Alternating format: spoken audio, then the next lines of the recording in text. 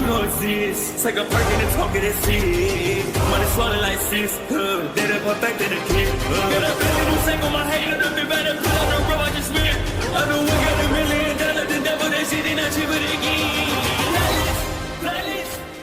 Hello and welcome back, fellow anime lovers, to MangaMuse. I am delighted to have you join us once again in the world of fanfiction and fantasy. This is the second part of What If Deku Finds Venom Symbiote in MHA. Special note, this fanfic is written in a masterpiece of Ultimate Demon Beast 65 and somebody on FANFICTIONnet. Do check and support the authors too. Now smash the like, share and subscribe button for more. Also press the bell icon so that you never miss such great parts. Thanks for the introduction. Now let's dive into the world. Hosu City was plagued by many things that night. Monstrosities from the League of Villains rampaged about destroying buildings and vehicles. The infamous hero killer stalked the shadows in order to claim a pro-hero as his next victim. But one other thing had appeared tonight. A vigilante, a black-clad individual, had not only killed one of the monsters in Hosu, but ate them as well, tearing their skull open and devoured their brain before taking off. Many people had caught sight of this monstrous savior, taking photos and recording the fight in which he supposedly helped number 15 hero Thunderman fight this eyeless beast. The photos and video went viral soon enough, but the one thing they were lacking was an official name, a name that was the lethal protector, Venom. Venom had leaped onto another rooftop while grasping his injured shoulder as he just narrowly avoided a fiery projectile that was aimed at his head. Then he leapt to another rooftop before choosing to slide down one of its walls and into an alleyway that was covered in sheets and wood. After landing on the ground, Venom retracted back into Eddie, who then quickly took cover underneath one of the sheets in an effort to hide. "What are you doing, Eddie?" Venom asked. "I'm hiding," Eddie whispered. "We shouldn't be hiding, we should be running," Venom exclaimed. "We're too weak right now. That blast from Endeavor nearly took our arm off if we hadn't dodged," Eddie whispered angrily. "You went back inside me, so now it's my turn to decide what we do." Up on the rooftops, Endeavor, Gran Torino and Thundermane were searching the perimeter, looking into the alleyways as well as nearby junk and boxes a person could hide in. "He couldn't have gotten far," Endeavor said with an intense tone of voice. "We already had the hero killer and Nomus to worry about. We don't need some vigilante that eats villains running around either. We can split up, Endeavor," Thundermane suggested while still searching in the alleyway she was in. "I noticed that the vigilante seemed to be weakened by your attacks, so I think it would be better for you to stop them. Gran Torino and I can go back and stop the Nomus." "Very well," Endeavor said as he conjured up a torrent of flames around his body before leaping into one of the alleyways. Gran Torino sighed before looking at Thundermane. "You know more than you're letting us know, young lady," he said with a stern tone. "I know you and the suspect fought together against those Nomus, and now the public knows that we have a man-eating vigilante in our country. The vigilante was already fighting the Namu," Thundermane stated half-truthfully. "Their fight just so happened to end up in front of me while I was taking care of the hero killer. But Stain left before I could capture him and so I decided to help out with the Namu instead." Gran Torino looked at Thundermane curiously before letting out a sigh. "Regardless, we should head back into the streets and get the public to safety. Right? Let's go," Thundermane said with a nod before she ran towards where the other Nomus were causing chaos. Back in one of the alleyways, Eddie slowly lifted himself up from the sheets that covered him and checked his surroundings. He let out a sigh before he quietly snuck out of the alleyway, spotting a crowd of civilians being evacuated by pro-heroes. Eddie decided to then jump into the crowd and walked in the same direction as them. "Why are we in this crowd, Eddie? We should be trying to move a bit faster, don't you think?" Venom asked his host. "We're blending in, you doofus. No one has seen what I looked like yet," Eddie whispered. "But a few people have. The witnesses, Thundermane, that psycho," Venom argued. "Not enough to be ratted out, unless Thundermane feels like doing that herself," Eddie whispered, raising his voice slightly. As Eddie walked silently through the crowd and watched the pro-heroes do their work, they spotted Endeavor land on the road nearby, which made the San Franciscan nearly drop bricks. Eddie looked left and right before he did his best to try and blend in with the crowd, despite his ethnicity being quite obvious. The number 2 hero scanned the crowd for anything suspicious or out of place,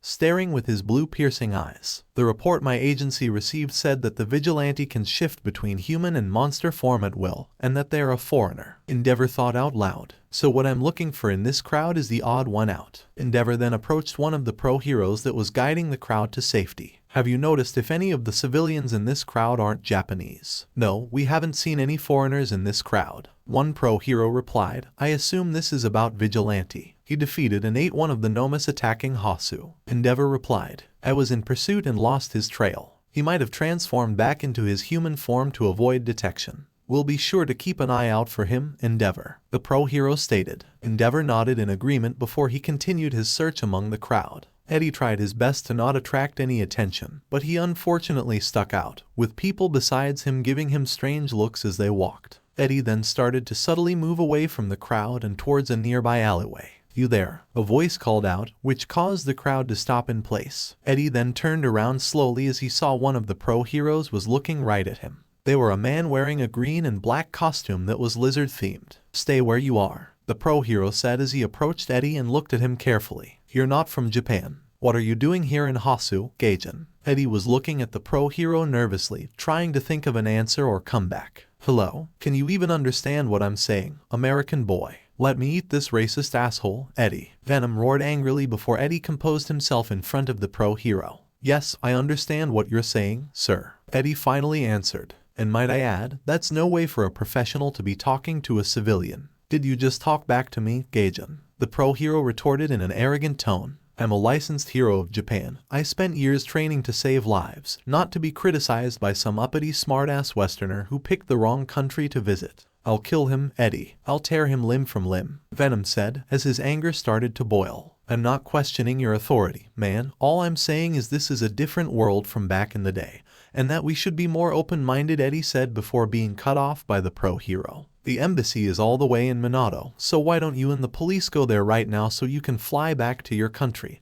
and never come back? That fair enough for you, Gaijin?" the pro-hero said with a smug grin on his face. "Racist prick," Venom screamed as he formed over Eddie and quickly grabbed and lifted the pro-hero by his neck, the symbiote's expression being one of pure rage and hatred toward the racist individual. The crowd reacted in a mix of shock, fear and curiosity as some of them took photos and recorded the scene in question, which made Eddie and Venom realize too late that they had outed themselves. Soon enough, they spotted a familiar fiery projectile as Venom decided to move the pro-hero in front of him, using their body as a shield that caused Endeavor's ignited arrow to hit the racist professional in one of his legs. Venom quickly dropped the pro-hero, who started screaming like a wounded animal as he felt the projectile burning on the inside of his leg as the lethal protector made another attempt to flee. "What the fuck is wrong with you? Why did you do that?" Eddie yelled angrily. "That hero was being racist and rude to you, Eddie. He deserved worse than what happened," Venom retorted as he climbed up a nearby building. "That's all he was doing. He wasn't breaking the law or hurting any civilians," Eddie argued back. "This is just like what happened with Kasadi. He insulted my career and family and you attacked him. And then what happened? Oh, I don't know. He got a symbiote of his own that nearly destroyed the city and almost killed Anne and Mulligan." "I'm sorry, Eddie. Okay, I'm sorry. I was only trying to protect you," Venom said as he made it up to the rooftop of the building. "You lost control again, man," Eddie said in a solemn tone. "After everything that happened, you're going to lose it again. I thought we were past this. Can we talk about this later when we're not being chased by a flaming man?" Venom asked as he watched Endeavor get closer and closer to their location. "Fine, but we're not done talking about this," Eddie replied as he let out an angry groan. Endeavor soon made it up to the same rooftop as Venom and began to stare down the lethal protector with a strong gaze as the fire around his body and face flickered violently. "You used a pro-hero as a human shield before, almost leading to said hero being killed or crippled for life," Endeavor said sternly. "Then again, you already eat your victims, so I doubt your moral standards are that great anyway." Venom glared back at Endeavor, though his fear of being burnt was still a top priority in his mind. He clenched his fists and stood his ground in a failed attempt at trying to intimidate the number 2 hero. But Endeavor wasn't afraid for a second, especially given that he now knew his quirk had an effect on their biological armor. "Well then, Eddie, it was nice knowing you," Venom said in a defeated and solemn tone. "Venom, stand down," Eddie said quietly. "What? Are you serious?" Venom retorted in disbelief. "Yes, I'm serious. You were out of line before, especially in front of so many people," Eddie shouted. "Now we still don't know how we got here or how to get back to our universe, but I can't do that without you. We need to survive, and sometimes that means giving up to fight another day. So if you truly care about me, Venom, then stand down and let me handle this." Venom looked at Endeavor and then to himself, or rather at Eddie inside of him. He was right. They couldn't beat Endeavor, who could use one of their greatest weaknesses against them. And if Venom died, then Eddie would be alone and trapped in a universe not his own without any power to survive in a world dominated by superpowers. Venom sighed before he retracted back into Eddie. who then looked at Endeavor contently before raising his hands. "I surrender," he said to the number 2 hero. Endeavor let out a huff before he approached Eddie slowly, but the American symbiote host flinched when he was a few inches closer. "Can you turn that off or like get someone without fire powers to cuff me?" Eddie asked as the heat from the flames was also agonizing to him. "I'm sure you noticed, but we don't do well with fire." Endeavor groaned before he made the flames on his face and body disappear, to which he now more or less looked mostly clean-shaven with a few stray stubbles on his chin. He took out a pair of handcuffs and slapped them on Eddie's wrists. "Move it, vigilante," Endeavor said sternly, to which Eddie started to move towards the door on the rooftop that would lead them down the staircase to the first floor. A few blocks away from the number 2 hero and his captive, there was an epic battle that had taken place. It was between the hero killer Stain, who the lethal protector fought and overpowered, and 3 young heroes in training. One of them was a young man with black short hair, blue eyes and wore glasses and a costume consisting of white armor, a black unitard and several exhaust pipes around his body, including the back of his calves. He was Tenya Ida, a UA student and member of the prestigious Ida family who had been doing hero work for generations. Ida came to Hosu City through his internship to hunt down the hero killer who had crippled his older brother Tensei,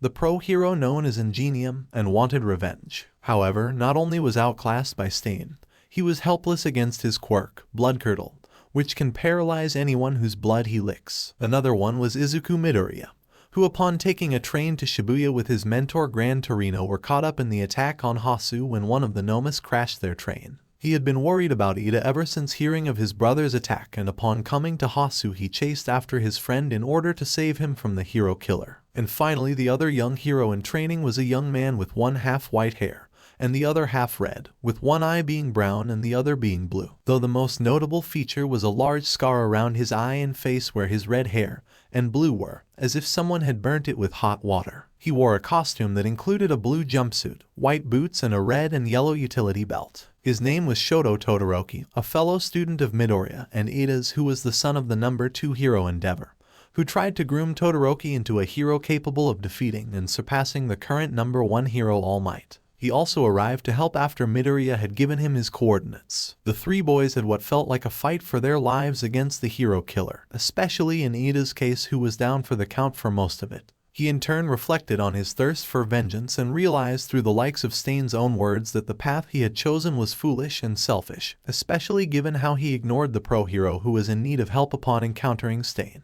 It took effort and determination, but the 3 students were able to band together and defeat the hero killer, ending his rampage. Todoroki was in the middle of tying up Stain after they removed all of the weapons he had on him. "Native, can you move?" Midoriya asked weakly to the pro-hero Stain had targeted, called Native. "Yeah, I think I'm as good as new now," Native replied as he picked up Midoriya and put him on his back. "You sure?" Midoriya asked. "I saw you hurt your leg back there." Native replied to the inheritor of One for All. "At least let me do this for you." "Thank you very much," Midoriya said sheepishly. "I should be thanking you. We're lucky someone threw this into the dumpster," Todoroki remarked as he finished tying up Stain with some ropes. "Todoroki, I can drag him from here," Ida insisted nervously. "Are you forgetting your arms are messed up?" Todoroki retorted, to which Ida relented at his request. "I have to apologize. I'm supposed to be a pro, but I was useless back there," Native said in a guilty tone. "No, I don't think any one person could take the hero killer on ... not with that weird quirk of his ... he's too strong," Midoriya said, still exhausted and injured from his fight. "The 3 of us barely won against him, and even then it was because of his own mistakes," Todoroki said. He was getting riled up and desperate and forgot all about Midoriya's quick recovery time. Then he wasn't able to block Ida's last recipro burst or Midoriya's assault. The group of heroes in training alongside Native moved Stain out of the alleyway and into the streets. "Right, let's get him to the police as fast as we can," Native said. "What are you doing here, boy?" a familiar voice yelled out. Midoriya turned towards the source of the voice as he saw his mentor Gran Torino standing on the opposite side of the street with Thundermane. "Gran Torino," Midoriya said before looking at Thundermane. "And you're the number 15 hero, Thundermane. Wait, you know this kid, Gran Torino?" Thundermane asked. "Yeah, that foolish boy was doing work studies under me, but the moment our train arrived in Hosu and was attacked, he got off just like I did rather than follow my orders," Gran Torino replied in frustration. "At least their injuries aren't any worse." Thundermane sighed in relief as she crossed the street. Gran Torino, after conversing with Thundermane, angrily propelled himself towards Midoriya and kicked him gently in the face. "I told you to stay on the bullet train." Who's this? Todoroki asked. Gran Torino, the hero I'm interning with. Midoriya replied weakly. I don't get it, how do you find us? I was told to come here by someone else. Gran Torino replied, still fuming. I have no idea what's going on, but I'm glad you're not dead at least. Me too, and I'm sorry, Midoriya said in a guilty but weak tone. Gran Torino let out a small tisk before retreating into his thoughts. Geez, this side of him reminds me so much of Toshinori. I'm also glad he never ended up running into that vigilante either. Gran Torino thought as they heard the sound of people approaching. Around the corner, a female voice yelled which caught everyone's attention. Who's that? Midoriya wondered. Endeavor told us there was a request for help here, but a male voice belonging to a pro hero whose head resembled a rap said before stopping to take a look at who they were sent to. Children, a pro hero with a red mask said. Those injuries look bad, a gray-haired pro hero commented. I'll call an ambulance right away. Hey, look, a pro hero in a white mask said. The source of the female voice, a female pro hero with short blonde hair wearing a green and white costume with a red scarf, gasped at the sight of the hero killer who had been captured and tied up. Is that the hero killer? What? I'll get the police on the line. The gray-haired pro hero said, who took out his phone and called both the ambulance and police force. Can you walk? The white-masked pro hero asked Midoriya. If you prop me up, then I think so. Midoriya replied. Okay, and you? The white-masked hero asked Todoroki. Only minor injuries, but Ida Todoroki replied. Ida gritted his teeth as he walked forward, to which the red-masked pro hero noticed his injuries, especially the large cut on his shoulder. You're bleeding badly, the ambulance will be here soon. The red-masked hero said. But until then, you guys, Ida said, addressing Midoriya and Todoroki before bowing his head to them. You are both hurt because of me, I'm truly sorry. Tears started to form in Ida's eyes as he spoke to them. I was just so angry, I couldn't see anything else. Midoriya looked at Ida with pity and remorse in his eyes. I'm sorry too. Ida, you were going through so much by yourself, but I couldn't tell that anything was wrong even though I'm your friend. Ida was struggling to keep his cool as his tears started to run down his face, on the verge of crying. Hey, pull yourself together. You're the class rep, Todoroki said. Right, Ida said as he wiped away the tears from his face. The three young heroes had fought the hero killer for 10 minutes, but to them, it felt like forever. The pro heroes stayed with the injured boys as help was on the way. Hey, do any of you know if the hero killer attacked anyone else before Native? Thundermane asked a couple of the pro heroes. No, most of the pros that are accounted for were helping with evacuation and fending off the Namu attacks. The red-masked hero replied. After this, we should definitely search the alleyways, just in case. Thundermane stated as she finally then looked down to see more blood coming from her wounds, and felt more pain now that she was more at rest. But perhaps I should get patched up instead. Agreed, you look like you were powering through all of those injuries for so long. The female pro hero said, concerned. Just what were you doing that led to so many wounds? I was fighting the hero killer, Thundermane simply replied, and then I was fighting one of the Nomus, but each time that new vigilante appeared and intervened. You mean that vigilante that's been apparently eating people? The gray-haired hero asked in surprise. You encountered them? Yes, I did, but Endeavor is dealing with them at the moment, Thundermane said, as he is the only one that can penetrate his defenses. That's the number 2 hero for you, the red-masked hero said. All seemed to finally be settling down for the heroes, until Gran Torino spotted what appeared to be the flying Namu heading straight towards them. Get down, he shouted as the flying Namu raced towards them at top speeds. Oh no, the female green and white-clad hero shouted. The flying Namu, before anyone could register what had happened, scooped up Midoriya with one of his feet like a bird of prey snatching a rodent from the ground.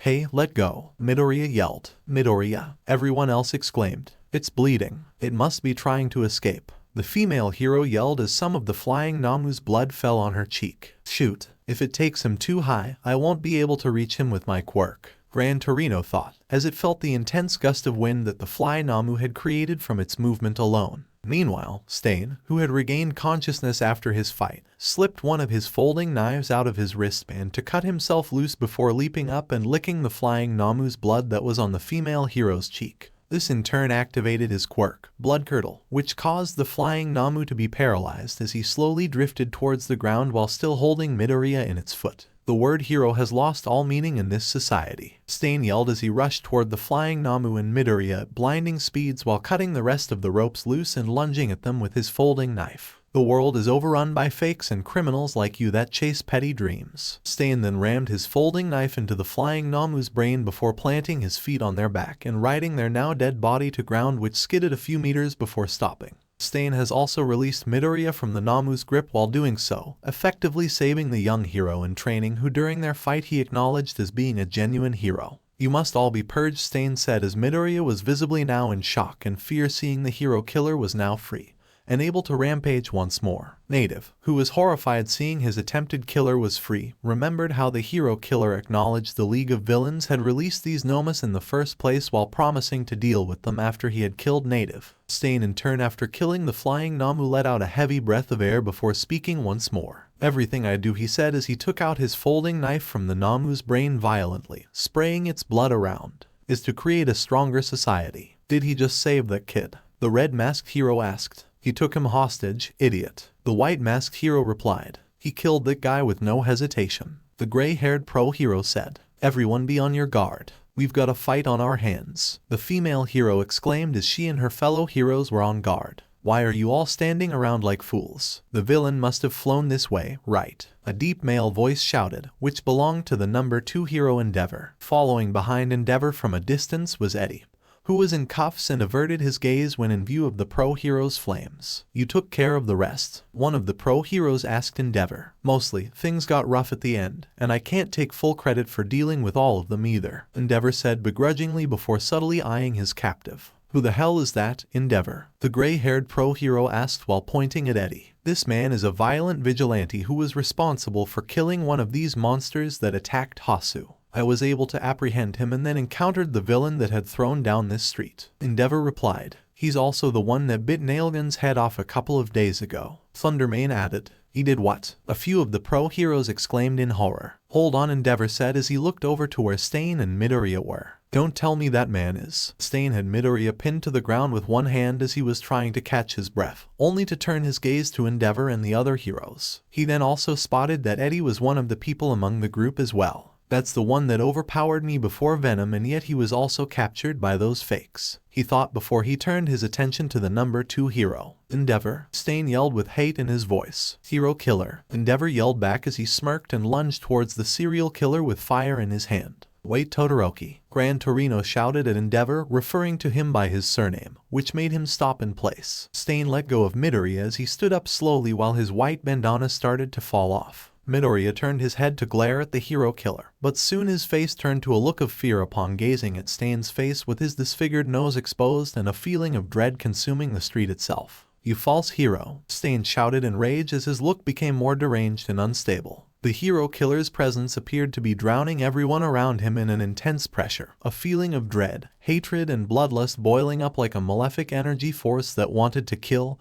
and destroy everything and everyone it touched. I'll make this right. These streets must run with the blood of hypocrites. Stain screamed as the pressure around him grew more intense, to the point where even Gran Torino was visibly afraid and Thundermane staggered as she took a step backwards. Hero, I will reclaim that word. Stain took a step forward as his gaze grew darker and more malicious with each moment. Eddie, who was also watching, could also feel it and was sweating quite profusely. I knew this guy was a psycho when we first encountered him, but his bloodlust and hatred is like a tidal wave of negative energy. Venom exclaimed in horror. Come on, just try and stop me, you fakes. Stain continued. Endeavor, though he was initially quite confident in his odds against the hero killer, had now finally froze up in horror and dread as he felt Stain's malefic killing intent in all of its glory. There's only one man I'll let kill me. He is a true hero. Stain screamed as a wave of his malicious intent and pressure washed over everyone present, looking as if 2 large glowing eyes were staring into their very souls. All might is worthy. The female pro-hero was knocked over her feet, and both Gran Torino and Midoriya were more or less frozen in pure fear. However, the intense pressure disappeared and the sound of Stain's folding knife was heard hitting the ground.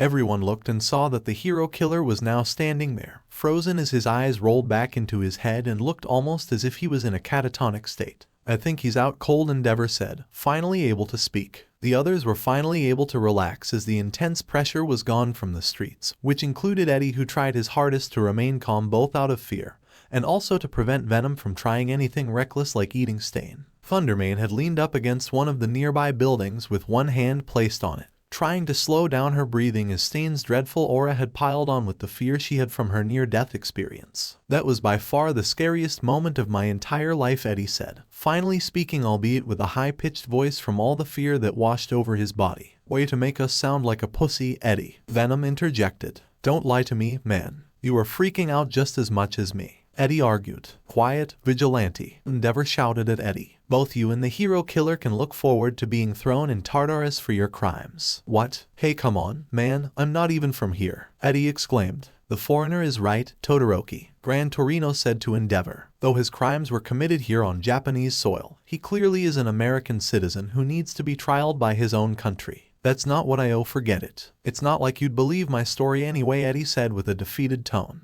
We shall see, Endeavor said with a groan. The commission will need to run a background check on him anyway given his crimes are quirk-orientated. We could always break these cuffs and escape, Venom suggested. Out of the question, pal, or do you want a flaming spear through our torso? Eddie whispered. Phew, Endeavor said, pointing at Thundermane. Yes, Endeavor, Thundermane asked as she looked up at him. Take the vigilante to the authorities. We'll need to question him before any legal actions are taken, especially from the U.S. Embassy. Endeavor ordered. Understood, I'll be right on it, Thundermane said as she then walked towards Endeavor and held Eddie by one of his wrists, walking him towards the nearby police station. Is this really necessary? Eddie asked, gesturing to his cuffs. You wanted to surrender, remember? Venom snarked. An hour had passed since Thundermane brought Eddie into the Hosu police station, to which they had placed him into an interrogation room as they tried to get a positive ID on him from the U.S. database. Eddie had let out a sigh, this being the third time he was in the situation of being questioned and threatened by others. So, how did surrendering go for us, Eddie? We're in an interrogation room where they're going to discover that we are not from this universe, Venom exclaimed. Wouldn't that be a good thing though? If they see we're from another universe, then oh right, of course, we're basically aliens to them, well you more.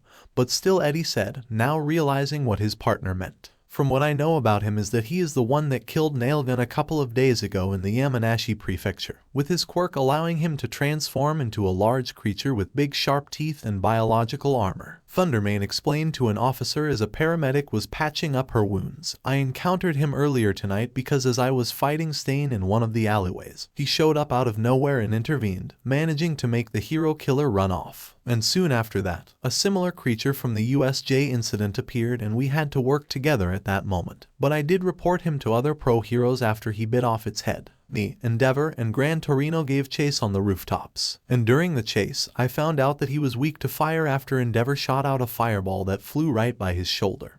And that was enough to cause him to be in immense pain while using his quirk. That's all I have as me and Gran Torino split off from Endeavor to help fight the other creatures causing chaos in Hosu. Alright, thank you for your statement, Thundermane. Also, one more thing, the officer said, before he then pulled out a t-shirt which had the Thundermane insignia on it. Can I have your autograph? Sure thing, Thundermane answered with a small smile on her face. Got a pen or marker? Use mine, the officer replied, pulling it out of his shirt pocket with an excited tone. I have all 3 of the shirts from your brand line, as well as your keychains and collectible figures. Glad to hear that you are such a fan. Salamet, Thundermane said as she took the pen and started to sign the t-shirt. Looks like she's popular, Venom remarked. Who? Eddie asked. Thundermane, the officer questioning her said he had quite the amount of merchandise from her brand. Eddie replied. How do you know that? Eddie asked skeptically. You can't see or hear through walls. We can now, Venom said smugly. Eating Carnage and crossing into this universe has made us stronger if you didn't notice. So does that mean that eventually if we get stronger and stronger that we'll be able to make weapons like Riot? Eddie asked curiously. I don't know, Venom said bluntly, but that would be cool. Soon after, Detective Naomasa Tsukachi arrived at Hosu police station and was accompanied by 2 other people.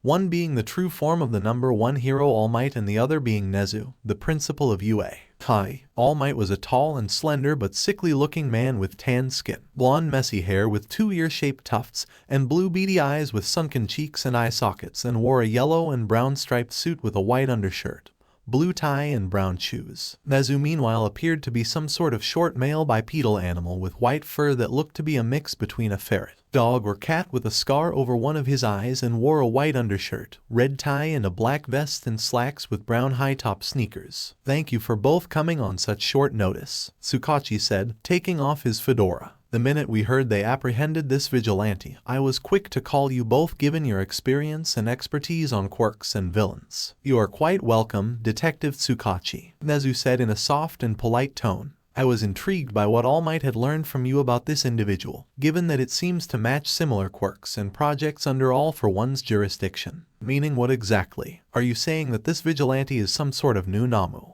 Tsukachi asked curiously. We're not sure about that exactly, All Might replied, because while he and the Nomus are similar in appearance, his brain isn't exposed and he appears to be fully human, not to mention alive. And as we've discovered, Nomus appear to be made from dead humans, given that they possess no higher brain functions or any recollection of who they were prior. I have a hunch this individual is not associated with All for One or the League of Villains, especially given that he took down one of their Nomus over an hour ago. Nezu explained. Either way, we're checking the database that the US Embassy that granted us access so we can identify him. Tsukachi said. By the way, you two, I checked in with Hosu General Hospital and your students are recovering quite well after what they went through tonight. Thank goodness, All Might sighed, to think they'd end up running into the hero killer of all people. They're lucky to be alive. I hope they aren't in too much trouble for using their quirks against him. Nezu said, looking at his colleague. It's true they acted without licenses and disobeyed orders, Tsukachi said in a serious tone. But we also can't ignore that they took him down.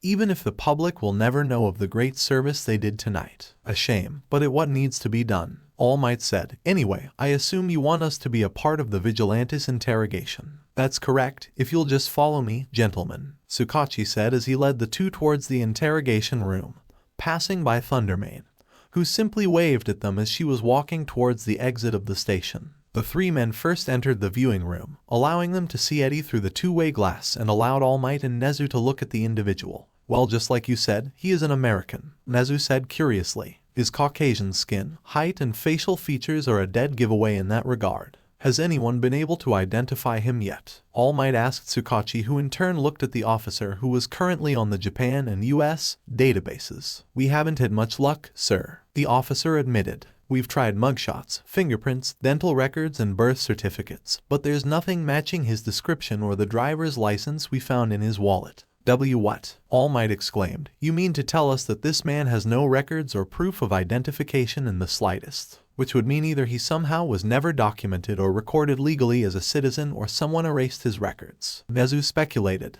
But he has a driver's license, which no one could obtain unless you have a birth certificate. Tsukachi argued. So what do we know about this man? The license is under the name Edward Brock, 29 years of age. The officer explained. It was issued at a DMV in San Francisco, yet when we contacted them they had no recollection of ever giving this man a license. Could the license be a fake? Tsukachi asked. We thought so as well, but fake IDs have telltale signs, rigid and uneven width and weight, rounded edges and clear evidence of physical tampering. This has none of those signs, so either he got a really talented forger or it's somehow a real license from a DMV with no record of ever giving it to him. The officer replied. What is the issuing year of the license? All Might asked. The officer then rechecked the license and he nearly had a stroke looking at the date. What the? This can't be possible. There's no fucking way. The officer exclaimed. Calm down, what's on the date, sir? Tsukachi asked. It says that he was born in 1993. That's like nearly 200 years ago. The officer retorted. But how can this be? All Might asked in shock. Has he really lived for that long? Is that why the DMV has no records of him? We're not going to learn more if we stand here and speculate. Nezu replied. If we wish to truly learn more about Mr. Brock, if that is his name, then we need to question him. Of course, All Might said with a nod. Let's start asking him some questions. Agreed, Tsukachi said as he took off his trench coat. Nezu, you stay in the viewing room and see if you pick up on anything as we interrogated him. All Might, you're with me. All right, let's go, All Might said as he walked towards the door of the viewing room. Tsukachi and All Might then entered the interrogation room where Eddie was sitting at the table, appearing to be talking to himself. Eddie, however, went silent after he noticed them both in the interrogation room. Mr. Brock, Tsukachi said. Yeah, that's me, pal, Eddie answered. I'm Detective Tsukachi, and this is an associate of mine. We're here to ask you some questions regarding your less than stellar actions and your identification. Tsukachi explained. Oh shit, this looks bad, Eddie. Venom exclaimed. Where do you really come from? All Might asked. We had a look over your driver's license and there are many things that don't add up. It says on your license that you were born in 1993, which was nearly 200 years ago. Not only that, but the DMV over at San Francisco doesn't have any record of ever giving you a license, let alone anyone matching your description and biometrics. Getting right to the point, aren't we? Eddie retorted. You showed up 3 days ago in Japan. No means of transportation or airfare that could prove you got into Japan through legal channels. You were accused of not being able to our language, yet somehow after killing and eating the E-rank villain Nailgun, You then show that you can speak our language, Tsukachi stated. So not only do you have zero proof of identification or citizenship in the United States or anywhere on the globe, you are also in our country as an illegal foreigner and vigilante. Does any of that sound good to you at all? Well, I mean, you put it that way, it makes it sound like I don't even exist, Eddie said nervously. And yet you do, All Might said with a stern look. So we ask this again, where do you come from exactly? Eddie took a deep breath before wiping the sweat off of his brow. The truth, he muttered to himself. The truth about me, about us. Tsukachi heard Eddie but decided to wait for his answer instead. All Might also heard him and crossed his arms as he waited. Eddie, don't. Venom objected. Eddie, however, sighed before he looked at the two, waiting for an answer. Do you believe in the multiverse? He asked sheepishly. The day after what the media dubbed the Hosu incident, the news was wild about what had taken place, given the attacks on the city and the battle with the hero killer Stain. However, the authorities and media had fabricated and altered the recollection of events both to protect those involved and to focus on the most important aspects of the incident. For example, though it was 3 UA students that defeated the hero killer, Endeavor was given credit for Stain's defeat and capture to protect the heroes and training from legal action due to possessing no license to use their quirks on villains. Back in a certain bar in Kamino, Shigaraki and Kurogiri were both checking in with the news, both on the newspaper and television. Suffice to say that the leader of the League of Villains was not amused by their coverage of Stain. I'm coming to you live from Echo Street in Hosu City. Last night just after 8 p.m., the hero killer Stain was arrested by Endeavor on this very. Kurogiri turned off the television, seeing that it was only making Shigaraki more angry as he read today's newspaper. He's all they're talking about, what about my nomus? Shigaraki said as he crumpled the newspaper up and tossed it aside as he remembered his words from that night.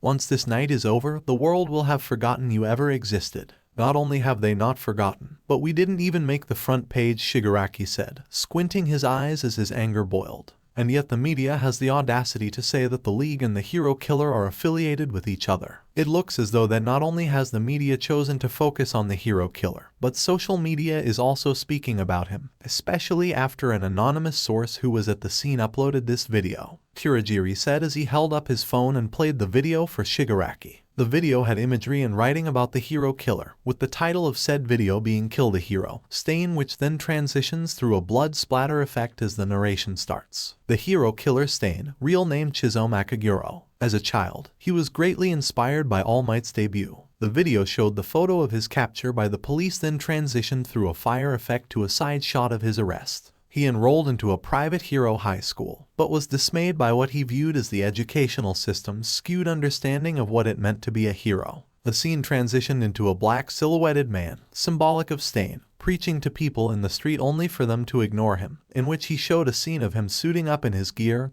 and weapons. Throughout his teenage years, Chisholm advocated for the return of the early days of heroes but quickly realized that words had no power. For the next 10 years he trained in killing techniques in order to fulfill his self-appointed duty. During this time his parents passed away in what police eventually ruled as a tragic accident. The video transitioned into a view of a metropolitan city. His focus was on a return to the old days. He believed heroes should not seek compensation, that one should epitomize the idea of self-sacrifice. He believed that present-day pros were frauds. Through his violent purges he hoped society would eventually side with him. The video showed a shot of Stain kneeling on a rooftop and looking down below before it started to play the infamous speech that Stain had given to the pros responsible for his defeat. These streets must run with the blood of hypocrites. Hero, I will reclaim that word. It was now showing footage of Stain in the street after he walked away from Midoriya and the dead flying Namu. Come on, just try and stop me, you fakes. There's only one man I'll let kill me. He is a true hero. All Might is worthy. The video then ended with a shot of Stain finally passing out due to a broken rib puncturing his lung. Shigaraki in anger slammed his fist into the counter, hitting it enough to bloody his knuckles. You took the media's attention, and now you've gone and taken the internet's attention as well. Damn you, hero killer. If we either cross paths again, I'll kill you. Shigaraki screamed in rage before he accidentally hit the TV remote, which caused the television to switch back on. While many are pondering and speculating about the hero killer, his capture and his motives, a series of photos and videos have been appearing online showing what appears to be another sinister individual who law enforcement suspect of being a new vigilante. The individual was wearing a black flesh-like suit over their body, over 7 feet in height, and looked to have a gaping mouth with razor-sharp teeth and white pupilless eyes. The black-clad vigilante was seen allegedly working alongside number 15 hero Thundermane, taking on one of the creatures that attacked Hosu, in which the vigilante not only killed the creature,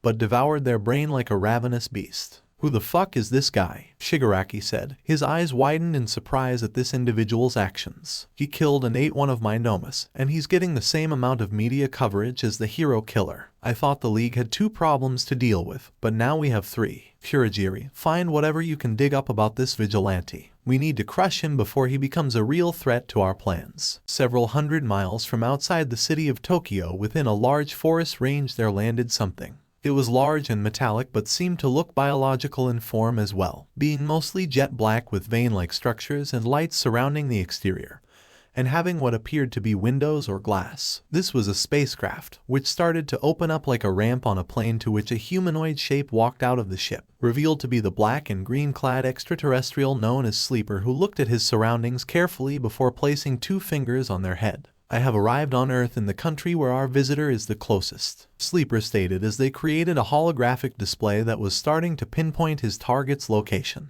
"They have a host who is also from their universe, human but not of this Earth. I must observe their behavior and movements to determine their threat level. Until that is done, we must limit hive mind communication, for I will evaluate this Clinter myself." Sleeper then looked towards Tokyo in the distance, staring at it and knowing that his target was there. "Let us see if this world is as beautiful as you told us, Father." Sleeper cracked his neck before his body started to morph and change. His body contorted and shifted into a more quadrupedal shape. His head became longer and wider, and he grew another appendage out of his rear end. Sleeper then took off into the night, dashing through the woods and towards the capital of Japan. Tsukachi and All Might had heard a lot of strange, outlandish and far-fetched claims, stories and beliefs many times in the past. However, it was the story of Eddie Brock, a vigilante who was seemingly both existent and non-existent at the same. That was quite perplexing and unbelievable even for a bunch of open-minded fellows like them to swallow. "This is quite a lot to take in," All Might sighed after remaining speechless for a few seconds. "I agree, that is definitely one of the weirdest and outlandish claims I've seen people make," Tsukachi said skeptically. "Yeah, well, I'm not exactly an expert on the subject," Eddie said awkwardly with a shrug. "You should have just let me explain," Eddie Venom said with a groan, embarrassed by his host's explanation. "But I still can't say I'm convinced. What can you have to fully prove that you are from another universe?" All Might asked with a brow raised. "Well, I mean," Eddie tried to explain, wanting to attempt to not resort to using venom. "How else do you explain me having no records or birth certificate? My license being from the 21st century, as well as being issued by a DMV that has no recollection of such here. Not to mention it looks authentic and not a forgery. How can someone erase their presence so much that they legally don't exist in this day and age? But you still have this license, which claims you were born in 1993, and was issued to you by a DMV who, as you just said, has no recollection of ever doing so." Tsukachi objected. "Had you no form of identification on you, I'd be more inclined to believe your story.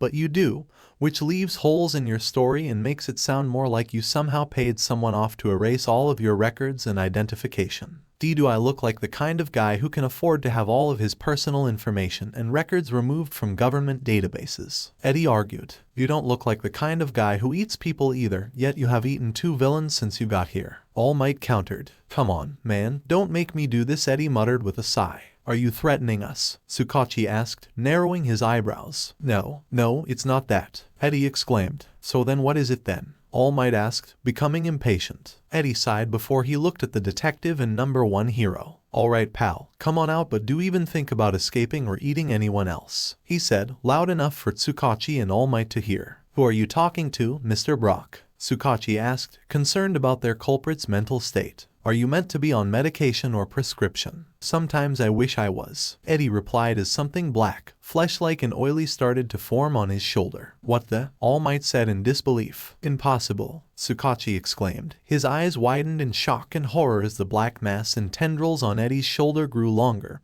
and weaved around each other. "How are you using your quirk with those cuffs on?" All Might exclaimed. "I am no quirk," Venom retorted as the end of the helix-shaped tendrils formed a face with large white pupilless eyes and rows of large razor-sharp teeth that made a grin. "I am Venom and Eddie here is mine." "Did you have to say it like that?" Eddie asked with a groan. Is your quirk talking to us? Tsukachi asked, visibly creeped out by venom protruding out of Eddie like a snake or worm. Quirk, you come and say that shit to my face, you Inspector Gadget reject. Venom yelled angrily as he tried lunging at Tsukachi only to be pulled and held back by Eddie. Hey, what did I say? I let you out and you're already trying to bite people's faces off. Eddie yelled angrily at the symbiote. One of the students I'm teaching has a quirk similar to what Mr. Brock has. All Might said to Tsukachi, he can summon a sentient creature made from his own shadow, and it's attached to his body. But I'm sure if the boy was wearing those cuffs, he still wouldn't be able to use it. I just told you I'm not a quirk, Skeletor. Or are your ears as sunken and shriveled as your eyes? Venom exclaimed before Eddie pulled him back again. I didn't want to bring him out, but I had to. Eddie explained awkwardly as he struggled to hold on to Venom. These cuffs negate quirks, but Venom isn't a quirk, he's an alien. First the other universe story, and now this, Tsukachi said, facepalming himself. Does being able to move and transform with the cuffs not count for anything? You should learn to expand your mind, for there are countless life forms across all universes, Venom said as he calmed down and now simply floated around Eddie, coiling around him like a snake. Parallel universes are theoretical at best, Tsukachi argued. We've yet to discover any signs of life or planes of existence outside the observable universe. Because you spent most of your time focusing on heroes and quirks, you made advancement in science and technology to accommodate a superhuman society, and this made you close-minded. You stopped caring about what was beyond the stars, Eddie said, quite boldly without hesitation. I suppose you have a point there, Mr. Brock. All Might acknowledged as he put a hand to his chin. I can't help but accept what's in front of me, that your power comes not from a quirk but from an alien life form. If this creature can still be active even with those cuffs on, Mr. Brock, then I guess I have no choice but to believe your claims, Tsukachi said with a sigh. But even so, the Hero Public Safety Commission probably won't buy your story, and you still broke the law by killing and eating those villains. I am a predator. I must eat in order to survive, and my kind must eat living flesh and brains or we die. Venom protested angrily. He would have been eating more than just villains if I hadn't curved his attitudes towards humans and Earth. Eddie explained. I was making him eat live chickens for a few months, because you didn't want to be the lethal protector anymore, Eddie. Venom retorted. But now we are, and so we must eat bad guys to protect the innocent. Lethal protector, that's seriously what you call yourselves? Tsukachi asked, scratching his head. He came up with it, but I just decided to roll with it, given what we've been through, Eddie replied. And now when I thought the only problem was running from the authorities after you just saved the city, I got whisked away to this universe of yours. Mr. Brock, I can see that despite the methods you share with Venom, you are not a bad person. All Might stated. As for Venom, while I do understand on why you need to eat people in order to survive, it's still a crime to murder and eat people regardless of your situation. If your story is indeed true, then unfortunately we are in quite the pickle, Tsukachi said, stroking his chin. Even though we've made great advancements in technology and science, we of course don't possess the ability to breach other universes, let alone travel through space. So long story short, our situation is kinda, Eddie mumbled. Shit, fucked, Venom suggested. Either or, Eddie said with a sigh. If we can't go back to our Earth, and if we're branded a criminal on this Earth, what else can we do? We're not even the strongest guy on the planet anymore. I wish there was more I could do, but my hands are tied concerning this situation, Tsukachi said with a sigh. I wasn't going to say anything, but why are we being watched by a talking rodent on 2 legs? Venom asked, surprising both Tsukachi and All Might.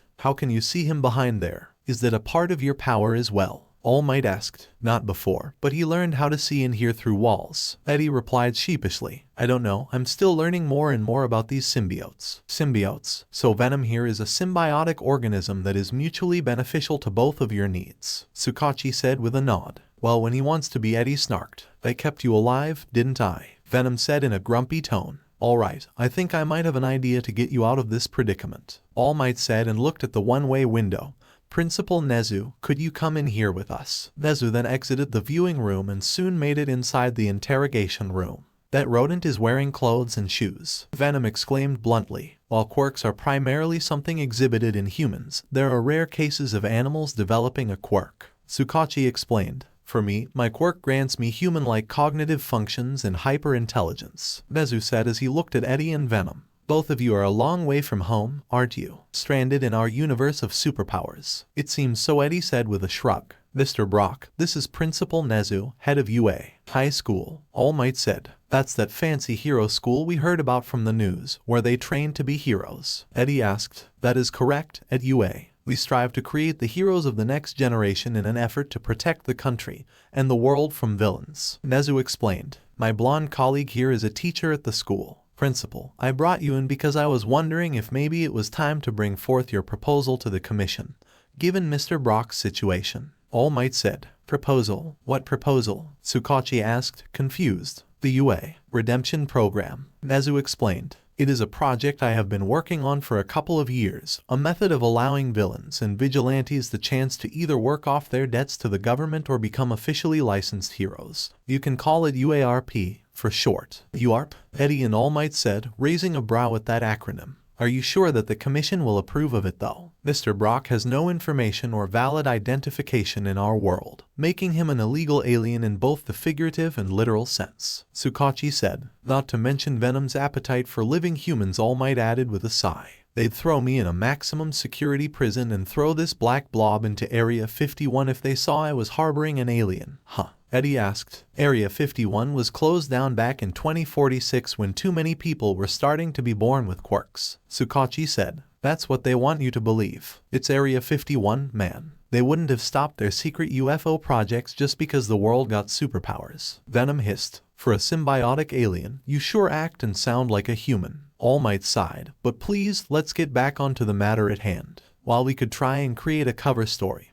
it most likely wouldn't work given Mr. Brock has no trace or records of his life here. Nezu explained. Besides, I don't believe you'd want to lie about your origins if it risks you being thrown in prison. What if there was a way to get Venom to stop eating people? Tsukachi suggested. Maybe it's not the brain, but rather a chemical inside of it that his species has to consume. Eddie snapped his fingers, remembering what his symbiotic companion told him. Phenethylamine, Eddie and Venom said in unison. Fiend, what now? What is that exactly? All Might asked as he then turned to Tsukachi and Nezu. Do either of you know what they are talking about? Sounds like someone forgot their psychology classes back when they were in the UA. Nezu said with a giggle. Phenethylamine is a chemical compound that acts as a stimulant that alters a person's mood and emotional state. Tsukachi said. There are scientists who have tried to turn the compound into a medication for depression, weight loss, and athletic performance, but currently it hasn't worked out that well. Judging from your reactions, phenethylamine is what Venom's species needs to survive. Is that correct? Nezu asked Eddie and Venom. Yes, both the host and symbiote replied.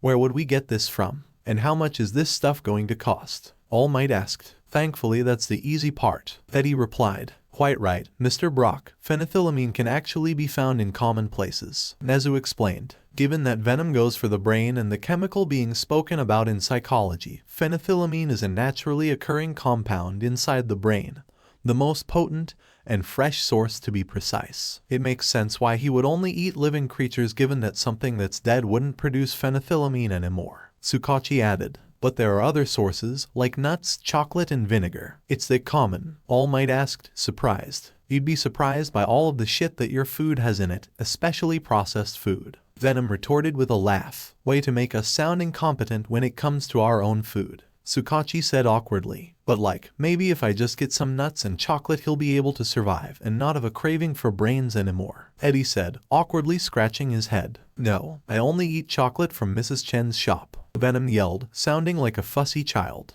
Yeah well, hate to break it to you, pal, but there is no Mrs. Chen or her shop in this universe, so you need to suck it up and become a vegetarian while we're still here. Eddie shouted at Venom. All Might and Tsukachi looked at one another, giving each other awkward and uncomfortable looks. It's like a parent trying to make his kid eat vegetables, Tsukachi commented. Indeed, All Might said. I know you are no doubt used to and prefer eating human brains or confectionaries from a favorite shop of yours, Venom.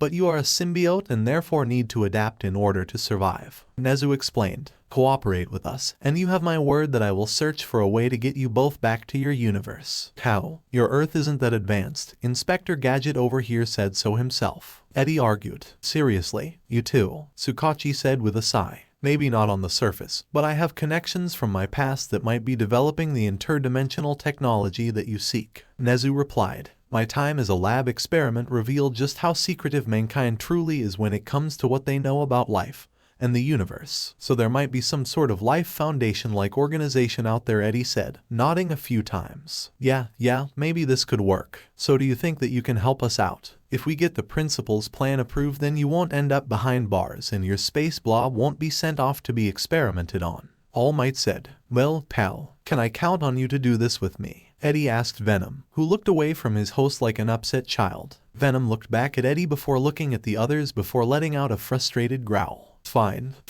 I'll do it. But you owe me when we get back to our universe, Eddie. Venom exclaimed. Thank you, Mr. Brock, Nezu said, bowing to Eddie and Venom. All Might and Tsukachi also bow to the alternate universe visitors while Eddie just awkwardly scratches his head. This is going to suck, Eddie, but if we have to do this for survival, then so be it. I am not dying in another universe, Venom said before he retracted himself back into Eddie, disappearing from their sight. You and me both, buddy, you and me both, Eddie said before looking at Tsukachi. Can't you remove these cuffs now? They're redundant now anyway. The city of Esuha, a thriving part of the Kansai region known for having quite a busy and profitable marketplace with the number 58 hero Fat Gum and his agency watching over the city when villains caused trouble. Esuha was also a popular place for the drug trigger, with many dealers operating in the shadows from there, which has made Fat Gum's hero work a lot more difficult. In the marketplace there was a young girl, blonde hair done up into buns, wearing a schoolgirl uniform with yellow eyes that had slit pupils like a snake. Her name was Himiko Toga,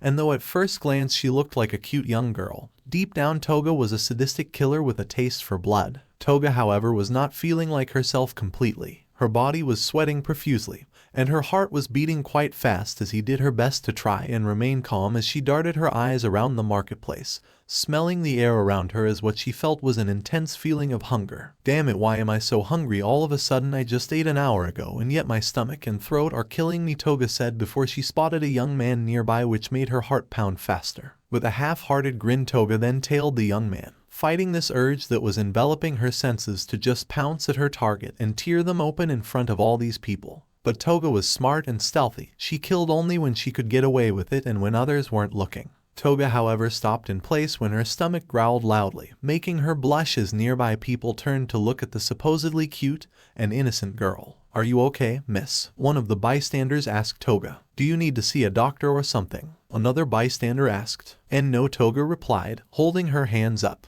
I'm just hungry. The bystanders were confused by her response and fatigued speech, but they shrugged and went back to their business as usual while the blood-drinking schoolgirl stayed on her target's tail. Toga saw her target was then taking a left turn into one of the less occupied streets of Esuha, which piqued the girl's curiosity as well as her hunger. Now why would this guy be sneaking off when all of the fun is happening back at the marketplace? Toga said to herself as she grinned sheepishly before moving forward. The young man from before looked to his left and right before looking behind him, spotting no one in the process. He then took off a coat he was wearing, revealing a tattoo on his arm that appeared to be a skull submerged in acid, something that Toga spotted from where she was standing.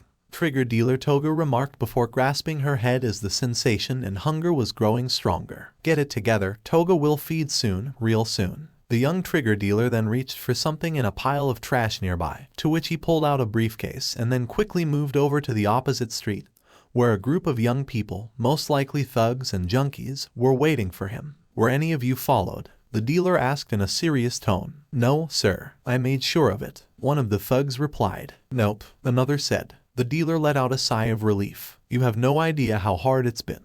Ever since Fat Gum and his sidekicks have been cracking down on so many trigger deals. Now where's my money? Each of the thugs in the group then went up to the lead dealer and handed him the money. The dealer grabbed the money frantically before counting it up. This everything? He asked as he kept counting. My boss doesn't like it when clients underpay. Chill, man, we know how this shit goes. One of the junkies replied. No way we'd be caught underpaying the drowning acid gang. Well, it looks like it checks out, the dealer said as he put the money away and presented them with a briefcase that he slowly opened up. Inside the briefcase were several vials containing a red liquid with a seal lid. Suffice to say, the junkies and thugs present were awestruck or excited to see it. Freshly brewed trigger, the dealer said. Enough to turn a bunch of street punks into a dreadnought army, though I'd be careful not to have too much of a dose of this strain. Hell yeah, one of the thugs said. With this, we can finally kill those trespassing scum. One junkie shouted. Keep your voice down, dumbass, the dealer said, drawing his pistol from his belt.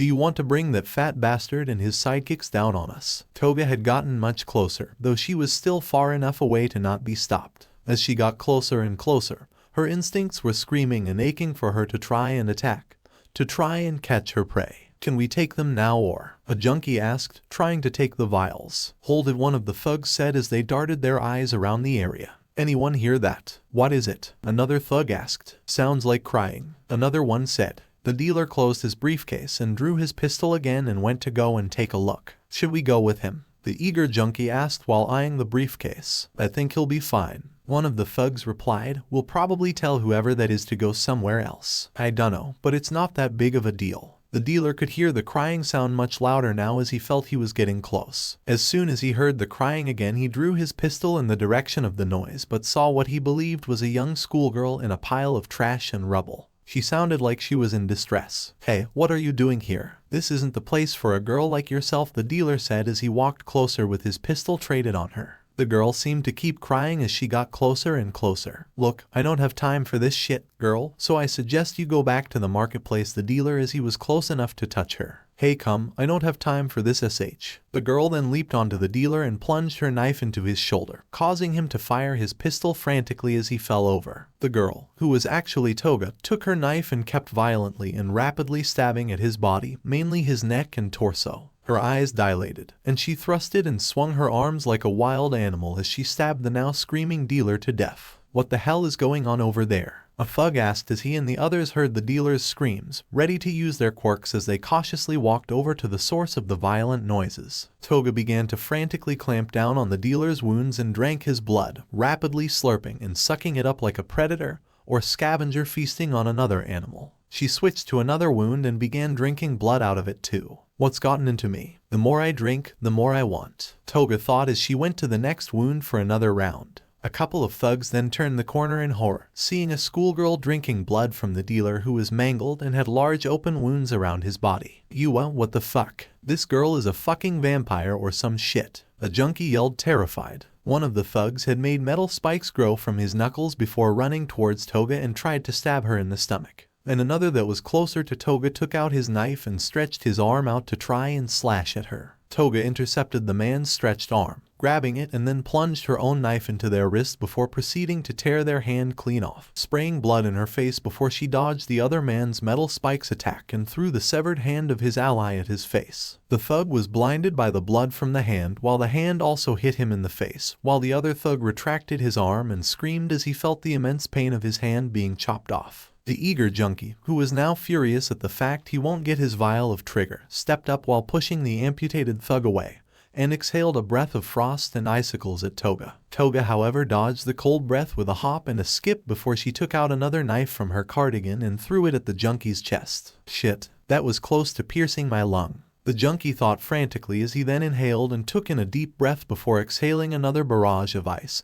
Damn her for messing with our business. Meanwhile, two of the other thugs moved up and tried to attack Toga, one trying to kick her using a large blade that grew out of each of his shoes and the other was trying to hit her with his metal fists. Toga dodged the both of them as she brandished her blood-soaked knife and proceeded to ram it through one of the thugs' skulls, spraying their blood all over Toga's face, which she took the opportunity to drink and swallow any that got near her mouth. She took the knife out of the now dead thug's head and licked the blood off the blade before she turned towards one of the others. You'll pay for this, you bitch. The angry junkie yelled as he shot more icicles out of his breath, shoving the metal-fisted thug aside. There's something seriously wrong with that guy, the metal-fisted thug thought as he stood back up and waited to attack Toga after the junkie. Toga weaved around the icicles before she lunged at the junkie as she plunged her knife into him before pulling it out and sliced across their neck. The frost-breathing junkie put a hand over his neck while trying to desperately unleash a cold breath on Toga, but he only ended up coughing out blood and collapsed to his side.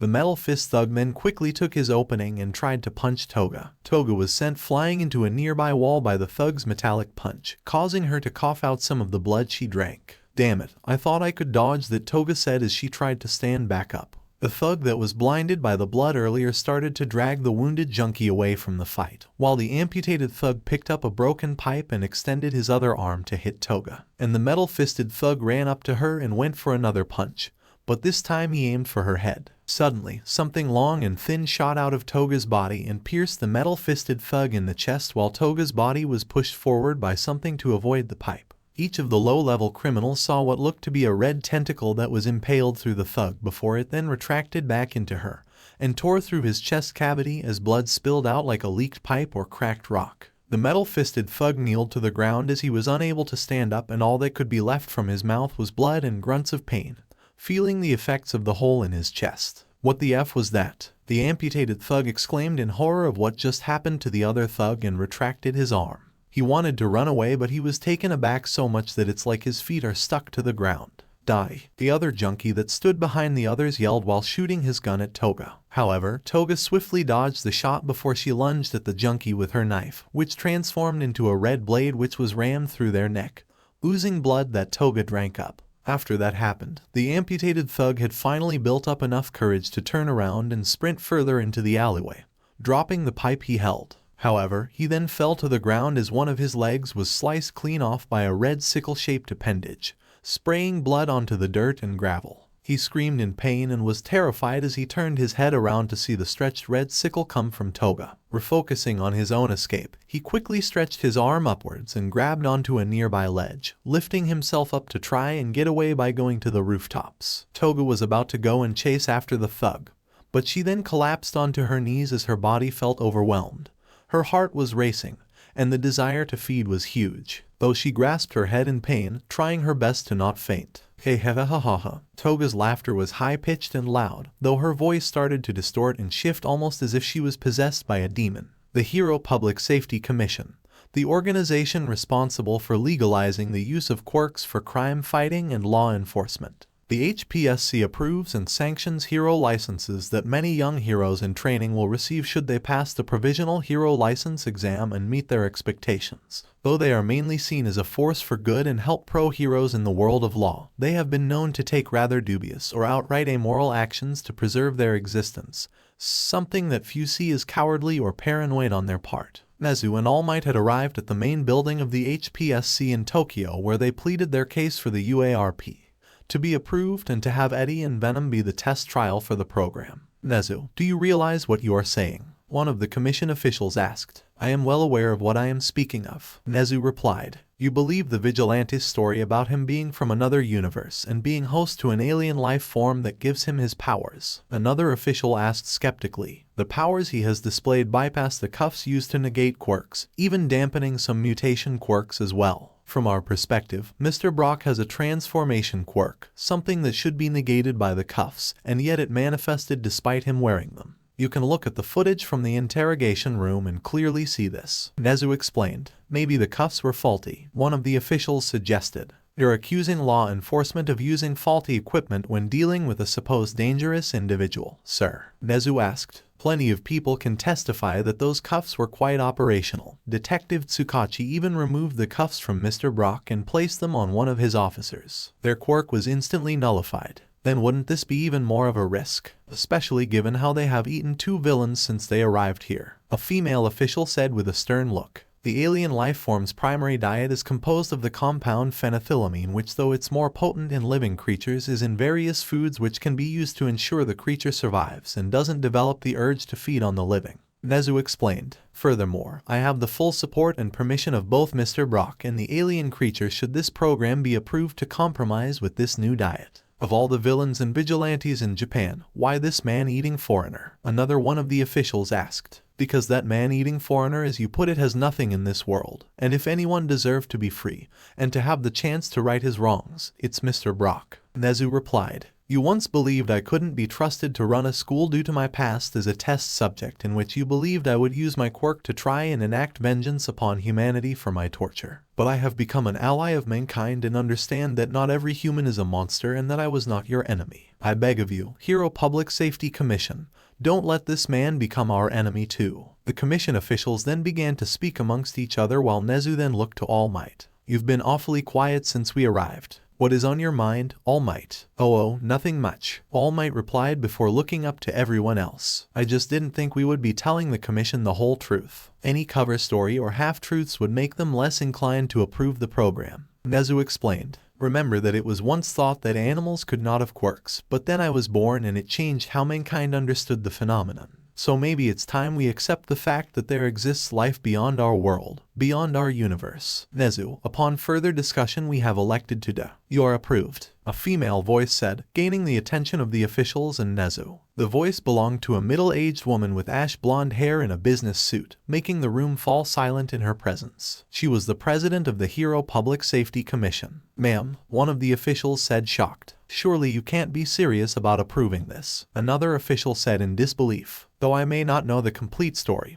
what I do understand from Nezu's findings is that we are not alone in this universe, let alone the only universe in existence. The commission president explained. Imagine if we were to face a scenario in which a threat from beyond this planet arrives and the pro-heroes are unable or unprepared for the incoming invasion. Mr. Brock may indeed not pose a threat to our world, but the same cannot be said for the alien life form inside him. Putting him in Tartarus prison with a power that can bypass technology designed to nullify quirks would run the risk of leading to a prison break, and I believe none of us wish to see the world's most dangerous villains free again. But if Nezu's program can allow him and in turn the commission a chance to observe Mr. Brock, then we can deduce the limitations and weaknesses of the alien inside him. Madam President, I can assure you that Mr. Brock and the alien life form in question are no danger to us or our world.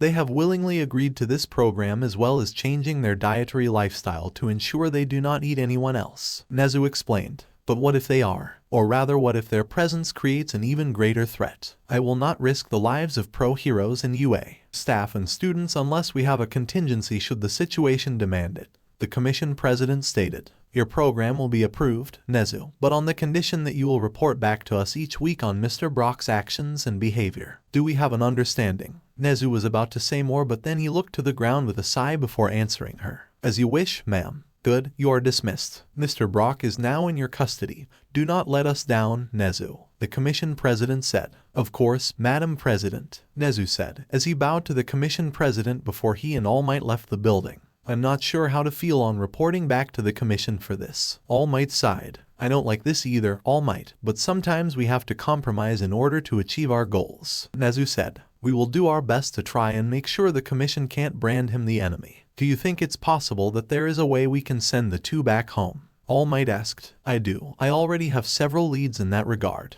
Nezu replied, which is why the commission doesn't need to know about our plan to send Mr. Brock and Venom home. They're outsiders, both on this planet and universe. They deserve to be back where they belong. Wouldn't you agree? Yes, sir, All Might replied. No one should have the right to keep you somewhere so far away from your home, especially if you're not even from this universe. Spoken like a true symbol of peace, Nezu said with a smile as they got into their car. Let's head back to Hosu police station and tell Detective Tsukachi and Mr. Brock the good news. And what about the bad news? We're going to tell them about that part of the deal, right? All Might asked with a brow raised. Of course, All Might, no point in hiding the truth from them, Nezu said as All Might started the car and quickly but safely drove back to Hosu City. Eddie had always tried to do the right thing for as long as he could remember, and though he wasn't a pure-hearted man or some hero or champion of justice, he had a set of standards. He didn't like secrets, he didn't like deception or manipulations, nor did he condone the act of sacrificing others to achieve one's goals. In another life and maybe another universe, Eddie could have been a hero, though he wasn't entirely sure about this plan if he was being honest, especially when it came to being around high school students. Do you think it's really a good idea for me and Venom to be on school grounds?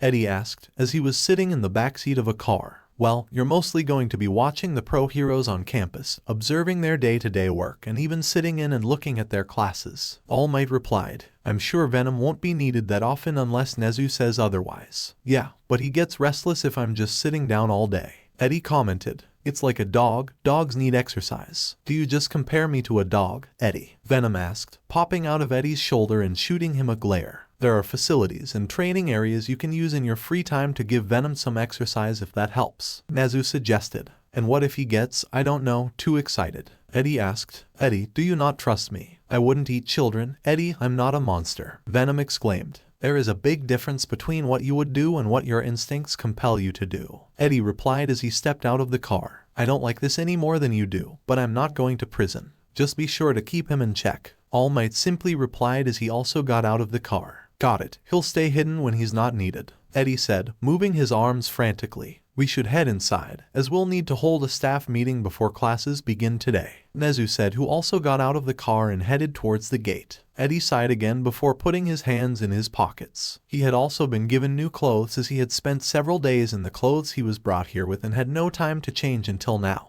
He had a gray buttoned shirt with a black leather jacket on with a large red skull pinned to the back of it, and wore dark gray jeans and black sneakers. He adjusted his collar before walking through the gates himself, seeing the H-shaped building which various students were walking towards. That is a H, Eddie said quietly, and they say the Leaning Tower of Pisa is stupid looking. Venom remarked. Quite on the nose, isn't it? If this is the H building, where are the 25 other buildings? Eddie quipped. We were on a limited budget, so we only had to choose one letter. All Might remarked. Yeah, that's clever I guess, Eddie said with an awkward chuckle. So this is UA High School. Yes, our pride and joy, where some of the country's greatest heroes learned the ropes. Most of the teachers are pros who graduated from UA, which makes it even better given their experiences and achievements from back in the day. Nezu explained. Let's try and hurry. We don't want to be seen by students right now if we can help it. Especially you, Mr. Yagi. Right? All Might said before walking towards the building. What do you think he means by that, Eddie? Venom asked as he observed All Might through Eddie's eyes. I do wonder which pro this skeleton of a man is supposed to be. He does remind us of someone, doesn't he? Well, I'd be lying if I didn't think he was suspicious or at least hiding something. Eddie whispered. His hair reminds me of All Might, the #1 hero of Japan, but not so much his body or muscles. I was thinking the same thing, Eddie. We really do have symbiosis, Venom remarked as they entered the UA building. Soon enough, the three of them were at the staff room where the meeting would take place. Eddie stayed in the corner as he saw All Might and Nezu take their seats amongst the staff members. Hey Eddie, looks like the teachers still wear their costumes when doing their job, Venom commented. Yeah, well, this is a school for training future heroes after all, Eddie said as they saw the meeting had begun. There were various pro heroes as part of the staff besides All Might. There were two of the homeroom teachers, the stealthy and snarky Eraserhead or simply Aizawa, who had long black messy hair, and a scarf of special binding cloth, and the prideful but spirited Bloodmancer Vlad King, who had white spiky hair and fangs. Other teachers included the punk rock blonde-haired Present Mike, the feisty and shameless dominatrix Midnight, the blocky and squared Cementos, the masked gunslinger Snipe, the elderly nurse Recovery Girl, the astronaut-themed 13, the canine counselor Hound Dog, the cafeteria chef Lunch Rush, the doppelganger master Ectoplasm, and the heavy-duty construction worker Power Loader. Some of them noticed Eddie in the corner, curious or suspicious about his presence. Thank you everyone for coming to this staff meeting. I wouldn't have summoned all of you if it wasn't important for everyone to hear. Nezu addressed his staff firmly. I firstly must address that it is a great relief that our first years did excellent on their internship, and that I am relieved that the ones that were in Hosu are safe, especially after what happened there a few days ago. It is a relief that none of our students were critically injured. I would hate for something to happen to them given what our first years have all been through, though I guess some would say Class 1 is an attention magnet of sorts, Vlad King said, looking at his colleague Aizawa while specifying that. Hey, it's not like we're doing this on purpose, Aizawa said with a groan. I'm a cruel mentor, but not that cruel. Of course not, but there's no doubt that's going to put quite a bit of pressure and expectations on them. Snipe said. What do you wish to inform us about, Principal? Cementos asked. I'm sure it has something to do with our visitor over there. I'll get straight to the point. The UA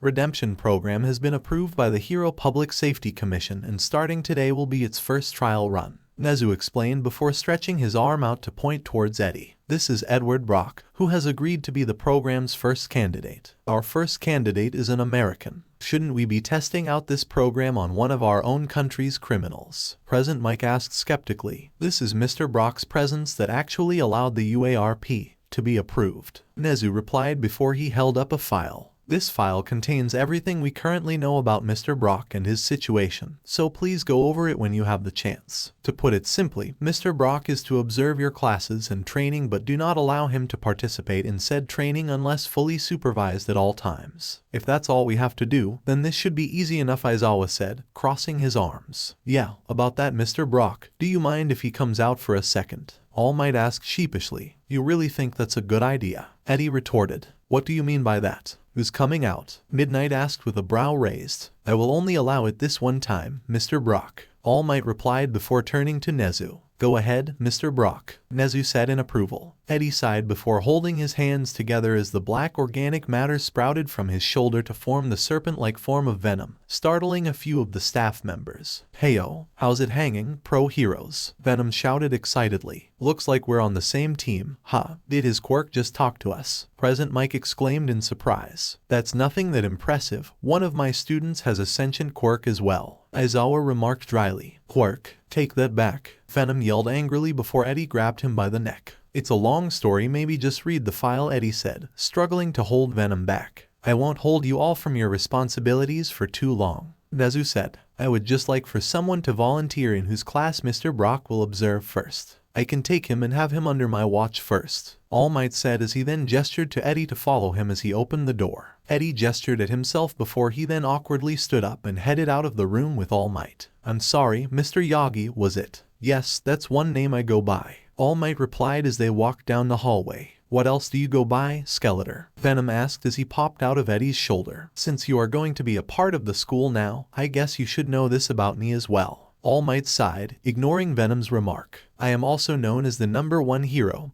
All Might. Dun dun dun, Venom exclaimed dramatically before going back inside Eddie. I knew you looked familiar, Eddie said quietly. But how the hell did you lose so much of your muscle mass? No way you can just shed all of that naturally as fast as you clearly have. Unfortunately, I'm on borrowed time as of now, All Might explained before he felt where his scar was. 5 years ago, I fought a powerful villain that managed to land a critical blow against me. I lost my stomach and my respiratory system was damaged to the point my breathing and circulation could become disrupted. So as you can see, not only has it significantly reduced my lifespan, but it caused my quirk to go into flux and I can now only control my power for up to an hour at each given time. Shit man, that's rough, Eddie said, feeling concerned for the #1 hero. What are you going to do then? You're the symbol of peace from what I read. You made crime decrease significantly. I'm just doing what I can, as both the symbol of peace and as a teacher here at UA.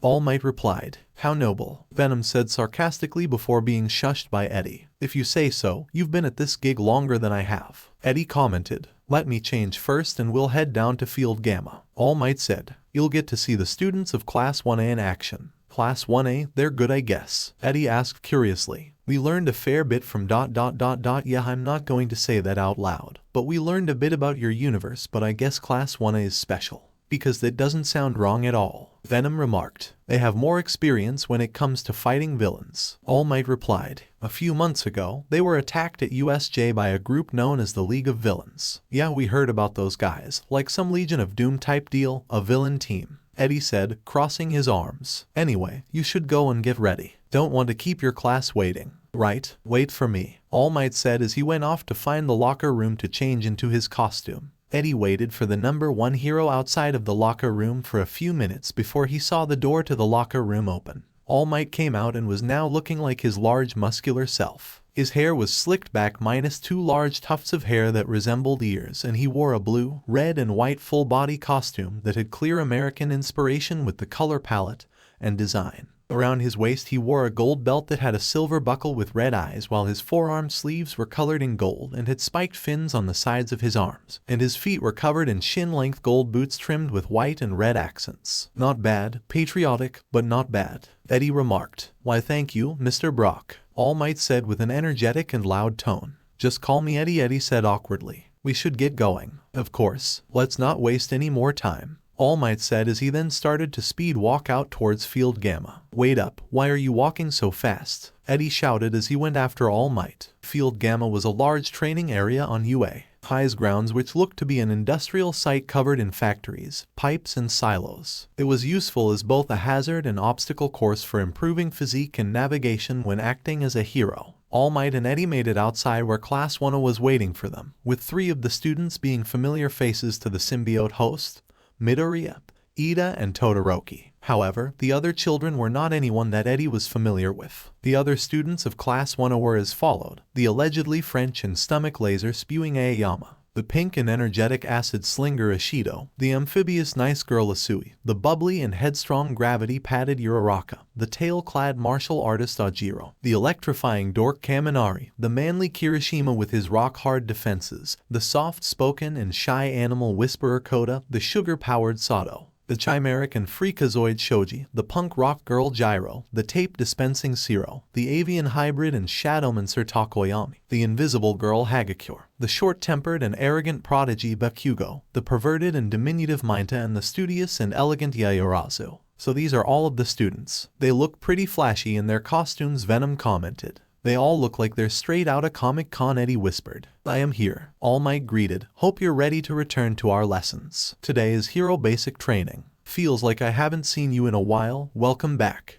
Excuse me, All Might, Uraraka asked while putting her hand up. Me and the class couldn't help but notice that you came here today with someone else. Are they part of today's training? The other students of Class 1 were also curious as to who All Might had brought with him today, whispering or thinking to themselves about the matter. He doesn't appear to be a pro hero, and from the looks of it he's not even Japanese, Midoriya thought, grasping his chin. Could he be one of All Might's friends from the States? The hell is some foreigner trash doing here at UA? Bakugou said under his breath. You know, he looks kinda hunky if you get past the hairy face and awkward posture, Hagakure said to the other girls, who couldn't help but blush or look at Eddie themselves. Alright, settle down children, All Might said. This is Edward Brock and he is going to be observing our lessons and classes for the time being. I want you all to show Mr. Brock here just how dedicated and passionate you all are in becoming heroes. Hey there, what's up? I'm Eddie, Eddie Brock, Eddie said, awkwardly waving at Class 1A. Is this guy for real? All of Class 1A exclaimed. Wow, what a great first impression, Eddie, Venom said with a laugh. Now then, listen carefully for what's in store. We're going to be conducting a little race. Take everything you have learned from your internships and apply it to this rescue training.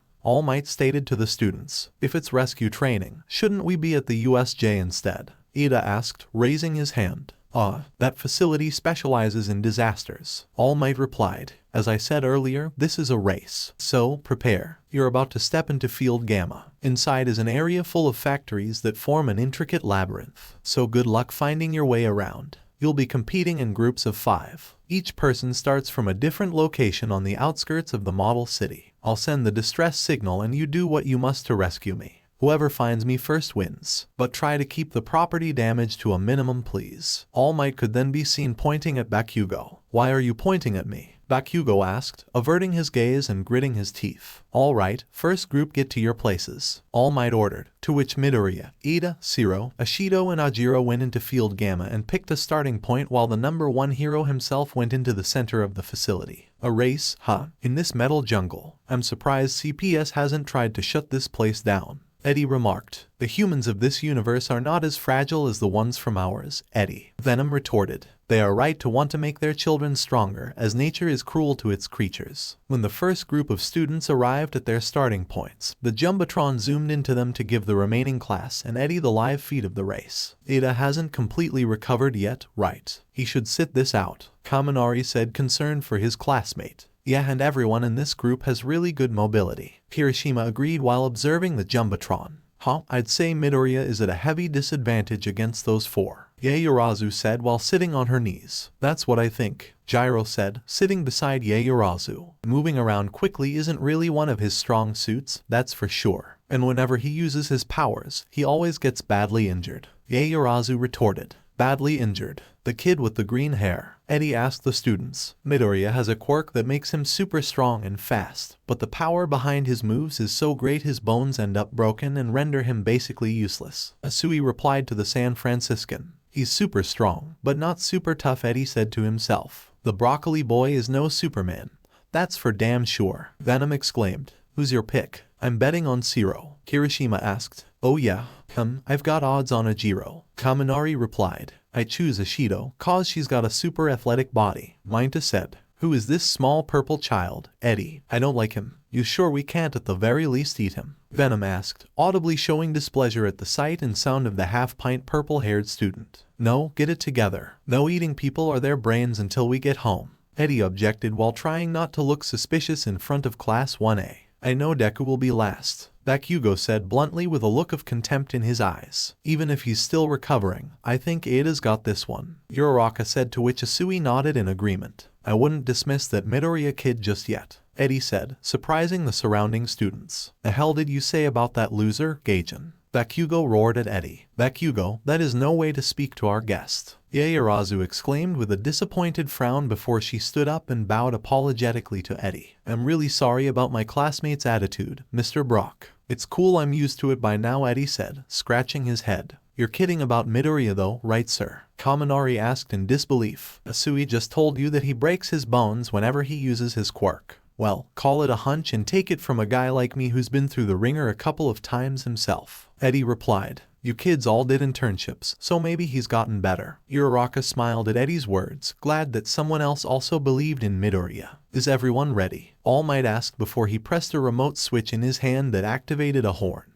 Begin. As soon as the horn was blown, the 5 students made their way to All Might's location using their quirks. Zero shot out tape from his elbows, with the tape wrapping around the pipe he was aiming at and swinging off of it to propel himself forward before cutting the tape off and shooting at another pipe. Ashido used her acid to slide across a large pipe that was near her starting location. Ajiro slammed his tail on the ground behind him to boost himself while Ida used the engines in his calves as he ran.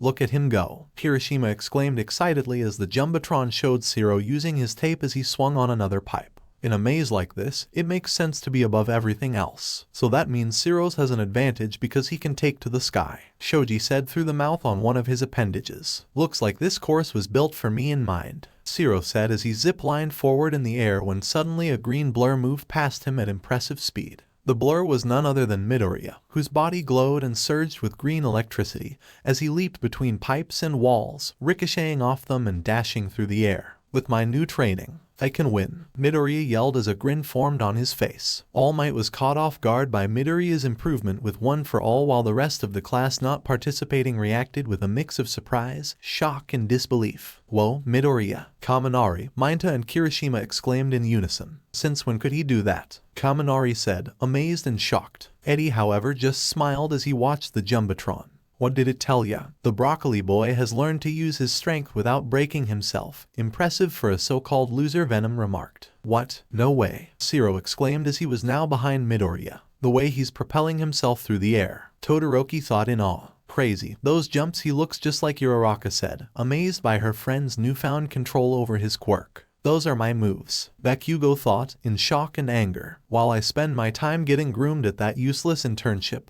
He looked at him. Damn it, someone looks angry, Venom said, referring to Bakugou. Yeah, looks almost offended by that Midoriya kid's progress, Eddie said quietly. Also, thanks for not lashing out when he called us Gaijin like that pro you attacked in Hosu. See, I can be reasonable when I want to be, Venom said with a chuckle. Midoriya, are you kidding me? Ashido said in disbelief as she climbed up one of the buildings using her acid on her hands and feet. Shouldn't he be breaking a bunch of bones? Ajiro wondered as he used his tail to hang on a large pipe. Focus, I can do this, Midoriya thought as he ran across one of the rooftops. Don't go above 5%. I've just got to stay calm and alert. However, Midoriya to his surprise ended up slipping on a pipe and was sent tumbling to the ground below. Yikes, he almost had it, Eddie said, gritting his teeth and putting his hands behind his head. Maybe I gave him too much credit. He is still a loser after all, Venom exclaimed. Soon enough the race was over, with Zero being the winner as most people had deduced and suspected. And it's over, All Might exclaimed as he took out a white and red sash that had the words "Thanks for saving me" written on it in Japanese. Thanks, hero, and congratulations. Alright, Zero cheered as he wore the sash and posed, pointing his index finger upward and held his helmet on his side. Darn it, Ashido said in frustration as she stomped on the ground with one foot. Midoriya, you're okay, right? Ida asked, kneeling down next to him while reaching one hand towards him. I see by jumping in an area with unstable footing, Midoriya thought as he was still lying on the ground in pain. I need to be careful where it is on landing. I'll have to remember that. Young Zero may have come in first, but compared to the start of the year you all showed me some incredible improvements. All Might said, keep working and preparing for your final exam. Sir, the group excluding Midoriya said. Group 1, leave the field. You're up, Group 2, All Might said before approaching the now crouching Midoriya. You surprised me, that was incredible. Midoriya looked up to see that All Might, though averting his gaze, gave him a thumbs up in approval. Find me after class, All Might said in a serious tone. We need to talk. Yes sir, Midoriya said quietly. The time has come for me to tell you the whole truth about me and one for all Might said, piquing Midoriya's attention and desire to learn more about his power. The first group came back to the Jumbotron, to which the others in their class congratulated Zero on his win. I knew you had this in the bag, Zero. Awesome job, Kirishima said, giving Zero a fist bump. Thanks, Kirishima, Zero said, meeting his fist bump halfway. For a second there I thought I was toast when I saw Midoriya move like that. Yeah, that was incredible, Deku, Uraraka said cheerfully. You improved so much since the sports festival. I already knew that you'd gotten this much control over your quirk when we were in Hosu, but I'll say it again, you've gotten stronger since our fight in the tournament, Midoriya. Todoroki remarked. Wow, you really think so? Midoriya asked nervously as he scratched the back of his head. Hey kid, Eddie said, addressing Midoriya, to which the green-haired teen turned to face Eddie as he felt that he had seen the man before. Oh, Mr. Brock, Midoriya said, while trying to figure out where he had seen him before. You did good out there, Eddie complimented. Well yeah, I guess my internship really helped me learn control, Midoriya said before looking down. But I still lost the race. No one wins their first race, and if they do then they aren't going to really benefit from it, Eddie said as he looked Midoriya in the eyes. I know I'm just here to observe, but don't be so down in the dumps. Take it from a guy who moped around in self-pity for nearly a month over a bad decision. Okay, that's not exactly the same thing. But my point is you have room for growth, and you shouldn't be expected to grow at the same pace as everyone else. That's actually solid advice, Midoriya said as a smile formed on his face. Thank you, Mr. Brock. Call me Eddie, Eddie retorted as he smiled back. Hey, there's something I was curious about, Kaminari said, addressing Eddie. What's your quirk, Mr. Brock? Oh shit, Venom said awkwardly. Oh, my quirk, Eddie responded as he tried looking over to All Might for support. Yeah, Ashido said excitedly. You're All Might's guest, aren't you? So you must have something really impressive. Come on, show us, Mr. Brock, Sato said, also wanting to see Eddie's quirk. Well, are you going to show them, Mr. Brock? Venom asked mockingly. This is bad, Eddie said, as he tried to gesture to All Might with his predicament. Come on, help me out here. Okay, students, that's enough, All Might said. Mr. Brock is simply here to observe, not take part in any of the classes. Eddie sighed in relief while the students were disappointed at not being able to see his quirk. We'll have a go at the training area later when the kids aren't here, Eddie said quietly. Eddie, I am expected to hide all this time. Just like back in our universe, Venom asked in a solemn tone. This universe is filled with so many powers, it makes me feel like I could belong. Eddie couldn't give his companion an answer, though his words did touch his heart. Eddie did feel guilty, especially with what happened back in their universe with their fight and temporary breakup, as some people would put it. Eddie came to realize that Venom didn't really have other people to relate to, especially among his own kind, given that he remembered how his partner told him he was a nobody, a low-ranking foot soldier back on his planet. He wanted to make it up to him, but he didn't know how or if allowing him to interact with other people was the right thing to do. Group 2, head on to Field Gamma to begin the race, All Might said as the second round of the race began. Hosu City had been dealt quite a heavy blow after the Hero Killer's rampage and the League of Villains attack. Police and construction workers were around the area making sure they could repair the damage done by the villains while also preventing any intruders or hooligans from trespassing. In one of the alleyways, a tall black and green figure, the alien visitor Sleeper, was examining the wall, looking at traces of blood left behind from what appeared to be a fight. Sleeper dipped one of his fingers in the blood and started to smell it, or at least it looked like he smelled it. A metahuman but not belonging to the host of the Clintarian visitor, Sleeper said before the blood on his finger melted away as he stood up. But they were here. This planet's network has all the evidence I need. Sleeper heard footsteps approaching, to which he ducked into the shadows, becoming a flat slime-like substance that clung to the wall. The footsteps belonged to an officer who shined his flashlight into the alleyway, only to find just the walls. However, the officer noticed that there appeared to be wall paint that was black and green on the right of the alleyway. Paint that he had never seen before. Don't tell me those damn kids have been graffiting on the walls again, the officer exclaimed as he approached the wall paint. The wall paint, however, stretched and contorted as it ensnared the officer, who tried to scream but was silenced by a black and green tendril being wrapped around his head. Sleeper formed back into his humanoid shape, holding onto the officer with both hands as he started to secrete a green acidic liquid which started to wash over the officer as it slowly and horrifically melted away as his flesh and bones, dissolving his blood and fluids as vapor and smoke emanated from his now liquefied corpse. Sleeper let go of what remained of the officer's body, which soon evaporated with everything else left behind from their body and clothes. Apologies, human, Sleeper said in a cold tone. My presence cannot be detected on Earth, not yet at least. Sleeper crawled up one of the walls in the alleyway, soon making it to the rooftop before concentrating as his eyes glowed, activating some sort of sensory ability that caused him to see outlines and tracks from people who were previously here, and made sure to identify which were the movements of his target. Sleeper found a match, finding large bare footprints around the area which he followed. He soon left the rooftops after following one of his target's trails where their giant bare feet had morphed into the footprints of a smaller person wearing shoes. Retreated back into your host, attacked by someone with pyrokinetic abilities based on the residual ion particles in the air. Sleeper commented, "You are in this city, my kin, and I must find you before it is too late." The sun was setting over the city of Kamino. While the young heroes in training had their exams and skills pushed to the limit, the infamous League of Villains was laying low, their leader Shigaraki and his right hand Kurogiri, with the hand-clad villain in question. Looking at two photos, one was of izukumidoriya, who he had developed a grudge against at the USJ when they attacked UA students and staff. The other was of Venom, who he was angry at for killing one of his nomas, not to mention he saw as a wild card in their plans. "Are you curious, Tamura Shigaraki?" Kurogiri asked. "About this boy, Izuku Midoriya, and the vigilante that killed one of our nomas." Before Shigaraki could give him a response, the door to the bar opened to reveal a man with white messy hair, a goatee, and wore dark-tinted circular glasses with gold frames, a beige scarf, and a purple suit with a white shirt. This man was Jiren, a villain who acted as a business broker for other villains and their activities. "Shigaraki, your League of Villains has been the talk of the town for the last several days," Jiren said. "Word on the street says you're about to start something big." "And who did you bring?" Shigaraki asked as he crumbled the photos in his hand before turning it into dust. Jiren smiled before he went back into the doorway to fetch the potential recruits he had brought with him. They were two young villains. One of them was known as Dabai, a slender man with black messy hair, blue eyes whose most prominent features were the various patches of burnt skin on his body with sutures and pins that appeared to be holding the half-dead flesh in place. He wore a white V-neck shirt and belt and baggy navy blue coat, pants and boots. The other villain was none other than Himiko Toga, who appeared to be looking a little exhausted but wore a cute smile on her face. "So it's really you, huh?" Dabai asked with a keen eye. "I've seen you in pictures, but I gotta say, you're way grosser in person." "Wow, it's the weird hand guy," Toga said excitedly as she moved her arms up and down.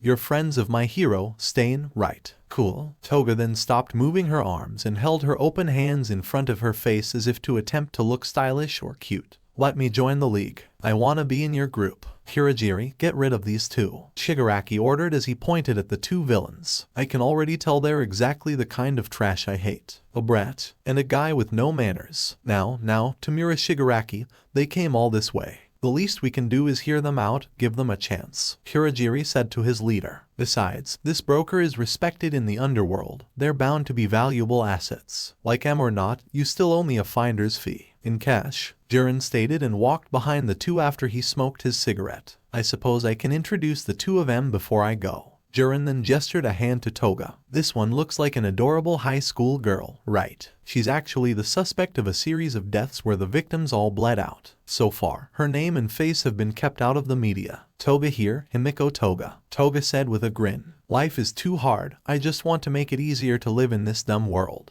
I wanna be Mr. Staney. I wanna kill Mr. Staney. Come on, handyman, please let me join your League of Villains." "You gotta be kidding me. Is she crazy?" Shigaraki asked. "Well, she can hold a conversation," Jiren replied. "For the most part at least. Come on, she can be useful." Jiren then looked over to Dabai, who had his hands in his pockets with a bored expression on his face. "And this guy hasn't committed any flashy crimes, but he's taken Stain's ideology to heart. I don't like this," Dabai commented. "Is your group really dedicated to the hero killer's mission? I can't imagine you are, if you're gonna let this little psycho join you." Toga in response appeared to visibly gag or flinch at Dabai's comment before she felt that sensation from before. That hunger and desire built up once more in her system. "Oh great, not now right while I'm in the middle of trying to get into the league," Toga thought in frustration. "Grow up. She may be a psycho, but at least she knows how to introduce herself to people," Shigaraki stated. "Don't just stare. What's your name?" "Right now, I'm going by Dabai," the half-burnt man replied. "No, I want to know your real name," Shigaraki said with an annoyed tone. "I'll tell you when you need to know it," Dabai said. "In any case, my new purpose is to carry out the hero killer's will." "That wasn't what I asked you, Patchwork." "Geez, why is everyone so hung up on Stain?" He's all I ever hear about, Shigaraki said as he rose from his seat, anger boiling inside of him. No, don't do it, Kurogiri pleaded to his boss, but to no avail. Every damn day. It's really pissing me off, Shigaraki yelled angrily. Suffice to say, both Dabai and Toga were taken aback by Shigaraki's dismissal and hatred of the hero killer, who they claimed to admire. The tension in the room exploded as it was clear that Shigaraki wanted the two dead. You two are done, Shigaraki yelled as he thrusted his palm forward in an attempt to attack both villains. Dabai in response spun himself around before attempting to thrust his palm forward and ignited in flames while Toga pulled out a knife from her cardigan and lunged forward to try and stab Shigaraki. Kurogiri, however, with his quick thinking spread the purple vapor from his hands in front of them, allowing him to use his quirk, Warp Gate, to create small portals that each of the attacker's hands went through, preventing either side from landing a hit. Please calm yourself, Tamura Shigaraki, Kurogiri said as he tried to reason with his leader. If your desire is to be realized, then we must increase our. However, before Kurogiri could finish, before anyone could say anything, Shigaraki had something plunged through his shoulder. It looked like a red and black tendril and it protruded out of Toga's shoulder. Jiren, despite being a broker whose job was to know about his clients, was shocked and at a loss for words, and even Dabai was surprised by this secret weapon that Toga had apparently activated. Shigaraki's eyes widened as he finally felt the pain of the tendril stab through him race up and down his body. What the hell just happened? Kurogiri thought in disbelief. This girl, I stopped her knife from hitting Tamura with my warp gate, but then she shot out this tentacle faster than any of us could see or predict. Is this her quirk's doing? Shigaraki finally let out an audible growl before grabbing the tendril with his bare hand and attempting to disintegrate it. However, the tendril in question broke off the piece that was lodged in Shigaraki's shoulder before retreating back into Toga, whose smile had disappeared and was replaced by a look of confusion and shock. What's going on? Did they really just happen? I thought those were hallucinations, that I was sick. Toga thought. You're not sick, girl, a feminine distorted voice said in her mind. You're quite the opposite. You beach, Shigaraki screamed as he lunged towards Toga as he thrusted his palm forward again. However, Shigaraki was then grabbed around the neck by Toga, who seemed to not be in control of her actions due to how confused and detached she was from her arm's movements. Red and black organic matter started to form around it, making her arm bigger, and her fingertips became clawed as more red and black matter started to envelop her body. Jiren was trying to keep his cool as he watched what was happening in the bar while Kurogiri stood there as he was afraid that Toga would snap Shigaraki's neck faster than he could create Warp Gate. Her body, Dabai thought, both curious and nervous at the same time. It's being surrounded in an organic material just like that. Vigilante, Shigaraki thought as Toga's grip tightened. Soon Toga's entire body was covered, looking like she was covered in blood-red muscle tissue and black pulsating veins, though it showed off or perhaps even improved her feminine figure, bust and curves. Her face then morphed into a nightmarish look, having a large black gaping mouth with large ivory-colored razor-sharp teeth, while her eyes became larger and pure white with black eyeshadow, and her hair became loose and slightly longer before turning the same blood red as her body. No way, Shigaraki said, struggling to speak through Toga's grip. Oh yes way, boys, Toga said with a now distorted voice as her grin widened. Look alive, because Carnage has arrived. These were the words spoken by Toga, who has transformed into a monstrous form that covered her in red and black organic matter and flesh. She had a strong grip on Shigaraki's neck with one of her clawed hands, causing the League of Villains leader to be slowly cut off from his own oxygen. Kurogiri, who had been watching in disbelief and horror, finally decided to speak up. Imiko Toga, I must strongly advise you to let go of Tamura Shigaraki. While it's true that my leader tried to attack you first, I believe that we can try and resolve this matter peacefully. Peacefully? Oh, but that is so boring, Toga said, her voice still distorted but filled with a childlike sense of bloodlust. Wait, what the hell is going on? My body, it's moving and doing things on its own, Toga said, fear radiating from her voice, which sounded normal and detached from what she supposedly said before. Toga then soon dropped Shigaraki to the floor before she walked back into the corner of the bar as the red and black matter around her retracted back inside her body, reverting her to normal as she stared at her own hands and legs, speechless and scared. Looks like she's reverted back to herself, Dabai commented, both intrigued by Toga's unknown power and cautious due to the possible threat she posed. What the fuck was that? Jiren asked in disbelief. The autopsies said all of your victims were killed by knife wounds, yet you had a quirk that's strong to begin with and never used it on them. My quirk? No, this isn't me, Toga exclaimed, fear and panic in her voice as she checked around her body. This must be some sort of sickness, some parasite. I don't know what's happening to me. Shigaraki let out a few loud coughs before standing back up again before eyeing Toga from her spot in the corner of the bar. I have no idea what the hell that was, but whatever it is, Shigaraki said as he scratched his neck. It appears to be the same quirk as that vigilante from Hosu. I just told you, this isn't my quirk. I transform, but not like this. Not without drinking someone's blood first. Toga shouted in a full state of panic. Pipe down already, idiot. Do you want us to be found by the cops? Shigaraki exclaimed angrily before he put his hands in his pockets and started to walk towards the exit.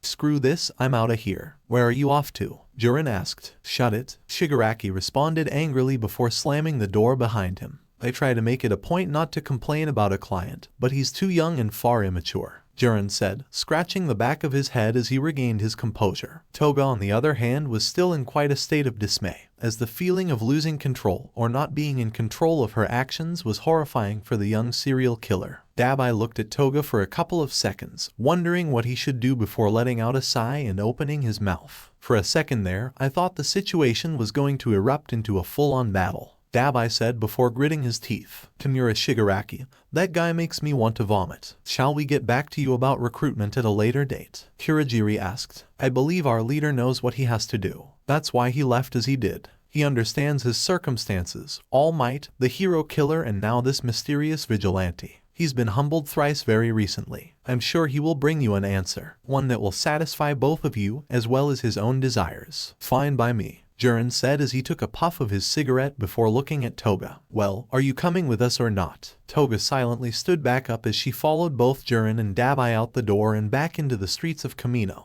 Kurogiri started to clean up some of the mess from the averted fight as he pondered to himself. Himiko Toga, another individual that possesses this bizarre power to summon and shape biological matter, Kurogiri said before picking up what looked to be a piece of the tendril that Toga stabbed into Shigaraki. It appears Tamura forgot to disintegrate this after removing it, or maybe it simply fell off of him. Kurogiri then turned towards a small television which was not on any channels and simply had the standby screen with the words sound only in purple letters. What are your thoughts on this, Master? Kurogiri asked before a deep male voice came from the television. You have found an interesting specimen, Kurogiri. From the footage of Hosu and the live stream of the hideout I can see that these are no ordinary quirks, or perhaps they're not quirks at all. But I need to be sure of exactly what this power is and how it could be applied to my plans. Send the sample to the good doctor, he'll know what to do with it. Eddie had spent 2 days at UA High observing the hero course's lessons and classes. He saw their homeroom, their literature, mathematics, art, history, and other training and exercises that they did.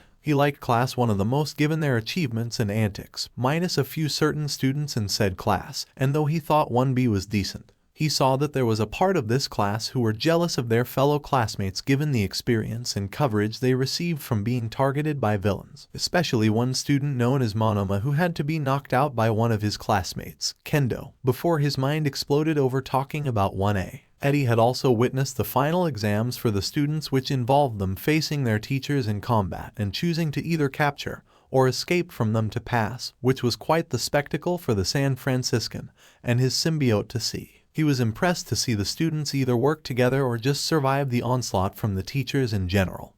And though they stated that the teachers wouldn't be holding back, hence the weighted cuffs on their arms to restrict their power, Eddie and Venom could tell they were holding back the entire time.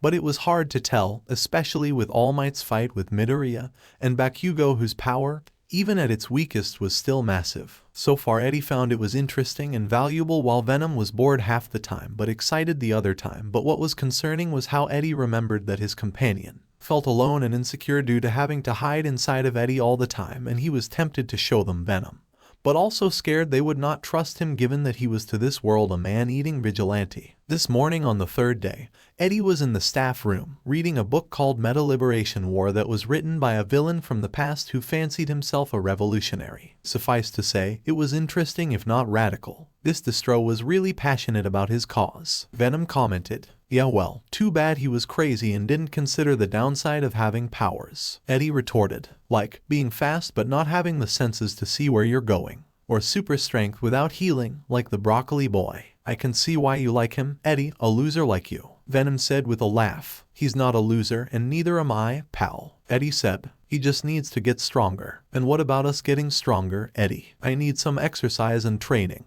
Venom exclaimed. Can you make weapons like Riot and Carnage? Eddie asked, to which Venom fell silent. That's what I thought. Brock, a stern male voice called out. Eddie turned in the direction of the voice and saw Aizawa, the homeroom teacher of Class 1A and the stealthy pro hero known as Eraserhead. Oh hey, it's you, Eddie said, putting the book he was reading away. Eraserhead, the hero who doesn't like being on camera or in public. Unlike All Might and other pros, I have no patience for PR or paparazzi or that other kind of shit. I do my hero work from the shadows, Aizawa explained dryly before he put a few eyes on. Oh, we know a thing about that, don't we, Eddie? Venom said, sprouting from Eddie's shoulder to look at Aizawa himself, hiding in the shadows and watching unexpected prey. Except I don't eat brains like you do, Parasite. Aizawa said coldly. Parasite, come and say that to my face, you smelly hobo. Venom roared before trying to lunge at Aizawa. Eddie, however, pulled Venom back while Aizawa instinctively tried to use his quirk on the symbiote, making his eyes glow red and hair stand on end. However, Venom was still present as Eddie held his companion down. When are you going to stop picking fights with people for calling you that? Eddie exclaimed in anger. So it is true that's no quirk, it's a separate organism inside your body, Aizawa said as he composed himself again. Only mutation quirks are immune to my own quirk's power negation, and your slimy stowaway seems more like a transformation quirk to most people. But I looked at him and could not cast him back to you, meaning that it's all true. You are not only the host of an alien symbiote, but also a visitor from another universe, where most people have no powers at all. I beg to differ. There are powers on our Earth yet to be discovered, Venom said, lifting himself up from Eddie's grip. Let go of me already. You both know why I'm here, Aizawa said, staring at the man and his symbiote. I'm observing your morning class this time, Eddie said as he let go of Venom and stood up as the symbiote retracted back into him. He knows to stay hidden, so do you worry about that, sir? Good, cause we need to head there now. The bell rang a couple of minutes ago, Aizawa said as he headed out of the staff room. Day 3, here we come, Eddie said as he left with Aizawa and headed to Class 1A. Aizawa and Eddie arrived a few minutes after at the door and could hear the class was talking amongst themselves. Many of them worried about not being able to go to the training camp because of how they scored in the exam. And by exam they meant students fighting teachers, which didn't fare well with most of the students. Don't these brats ever talk about anything else? Aizawa said before he slid open the classroom door. Once the bell rings, you should be in your seats. As the door opened, all of the students then sat down in their seats almost immediately without saying another word. Aizawa entered the classroom with Eddie, with the teacher going to his desk and Eddie having a seat near the chalkboard. Morning. Unfortunately, there are a few of you who did not pass your final exams, Aizawa explained as some of the students winced and closed their eyes upon being reminded of their failure. So when it comes to the training camp in the woods, Aizawa then widened his eyes as much as he could bear before forming a large grin on his face that gave a few of the kids the chills. Everyone is going, Aizawa exclaimed in a high-pitched voice. It's a last-minute twist. A few students shouted. He's kidding, right? That's his attempt at comedy or being sincere, Eddie whispered, cringing at Aizawa's face. We really get to go on camp? Kirishima asked excitedly. Seriously? Ashido exclaimed, looking like she was about to cry tears of joy. Yeah, the good news is that no one bombed the written exam. 5 failed the practical badly, 2 teams of course, and then 0 failed as well, Aizawa said bluntly. Awa, crap. I knew it, Zero said as he put a hand over his face. Mine made it to the gate, but I didn't do near enough to pass. On the contrary, Tape Boy, you lost the battle but got quite the sweet deal, eh, Eddie? Venom asked, grinning figuratively. Cut it out, man, they're minors, Eddie whispered in response. They're horny teenagers, just like in any slasher film. You know the drill, Eddie, Venom retorted. Allow me to explain. For the practical battles, the teachers made sure to leave a way for the students to win, otherwise you would have never stood a chance. We were interested in observing how you each worked together and approached the task at hand, Aizawa explained. But didn't you promise that the teachers wouldn't be holding back? Ajiro asked. That was just to get you on edge, Aizawa replied.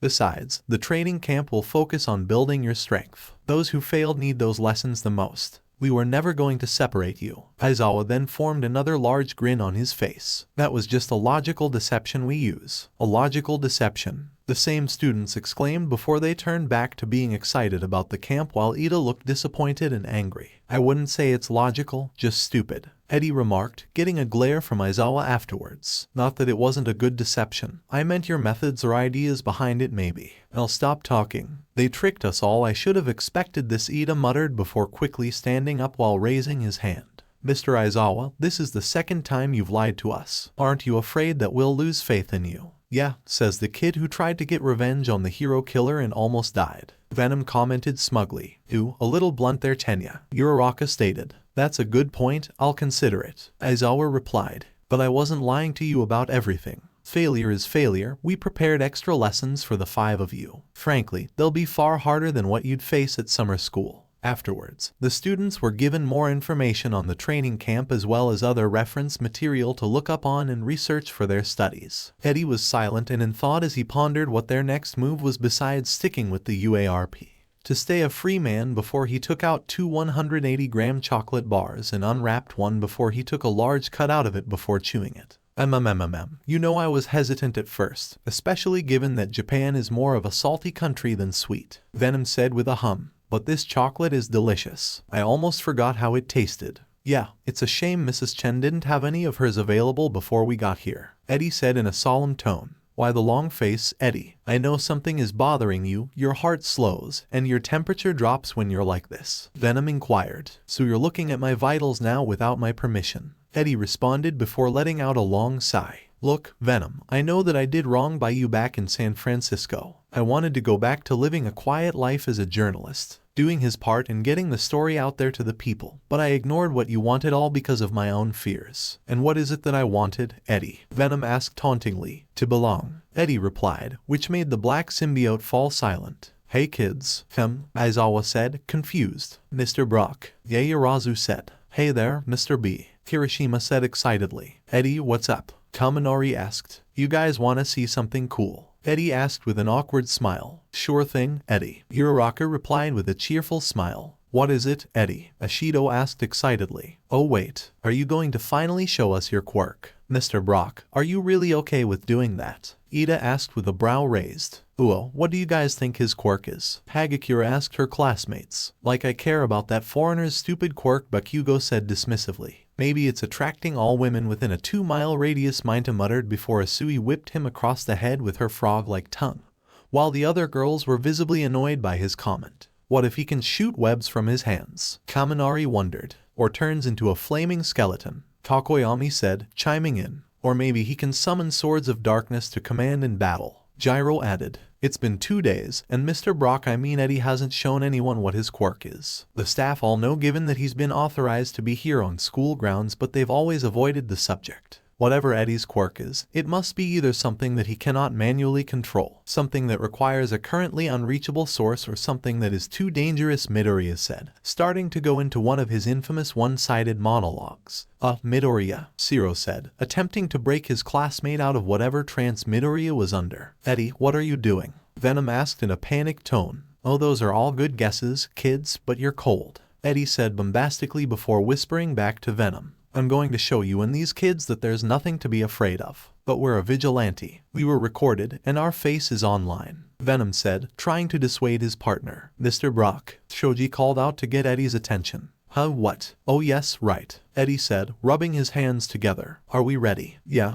most of the students replied in excitement. As long as he doesn't lose control, then it shouldn't be a problem, Aizawa thought. The question is, what will they think of his quirk when he shows them? The truth is, Eddie said, this time loud enough for the class to hear. I have been trying to hide you, ever since you survived that rocket exploding. I got scared and I didn't want you taken from me if too many people discovered you. You needed me and I needed you. That's why I let you stay and why I tried to keep you safe. But while we never exactly were going to have a normal life, I chose to stubbornly pursue that normal life even though you and I were never normal. But now that we're here, amongst so many others like us, maybe you can find a place to belong. Even if it's not forever. I'm sorry, pal, I was acting like the parasite this time. The students were rather confused as to who Eddie was really talking to, though their question was about to be answered as a black mass of tendrils formed out of his shoulders and weaved together to make a snake-like appendage as Venom's face appeared on the end of the structure, and looked at Eddie with surprise and shock. Do you mean that? Venom asked audibly. Of course I do, we're in this together, you and me, Eddie replied. Venom started to grin, before the symbiote broke out into laughter. Ha ha ha ha. Whoa, hey, you mind dialing that down a little? We're in a classroom, Eddie said, crossing his arms. Shut up, Eddie. Don't ruin this moment, Venom exclaimed. Well, that's cool, some of the students exclaimed in awe. It's just like Takoyami's dark shadow. Kaminari yelled in excitement. Hello, young humans, Venom said, addressing the class. I am Venom, Eddie's life partner. Did you seriously just call me your life partner? Eddie asked with a groan. That we are, Eddie. We look out for each other in order to survive. Venom retorted. What kind of things can you do with Venom? Kaminari asked. Can he snake or coil around people? Or shoot out tentacles or spikes? Gyro asked. Oh, the thing I could do if I had tentacles, Mainta said with a devious grin.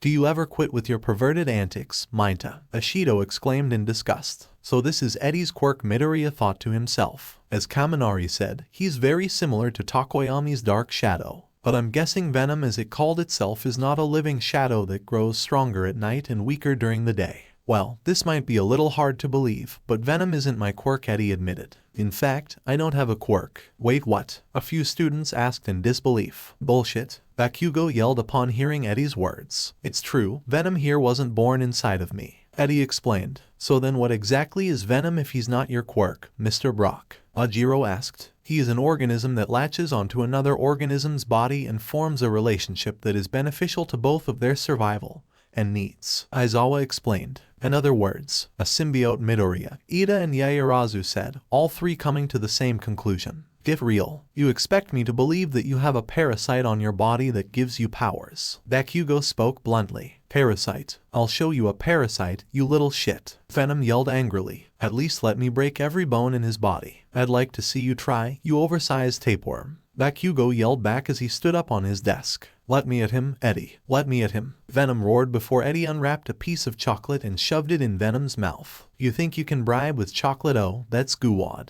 Knock it off. Neither one of you is fighting each other, Aizawa said, as he used his quirk on Bakugou while letting Eddie handle Venom. Mr. Brock and Venom are not here to participate. They're here to be the guinea pigs for the principal's reform program. Reform program? Kirishima asked, confused. You mean Eddie and Venom were in trouble with the law? Uraraka asked, surprised. The circumstances and nature of Mr. Brock's situation is confidential, Aizawa explained. But what we are permitted to say is that he is a host to an alien life form. An alien? The entire class exclaimed. What did you expect? That I was made in a lab to cure cancer? Venom retorted with a grin. I am a predator, a warrior of Clinter. Clinter, I don't think I've heard you say your planet's name before, Eddie remarked. You never asked. Venom retorted with a chuckle. So there is life out there in the universe after all? That's awesome, Zero said with a fist pump. This changes everything that we know about science, like biology, physics, astronomy, and chemistry, as well as the possibilities of countless civilizations across the stars and space, each of their own culture, anatomy,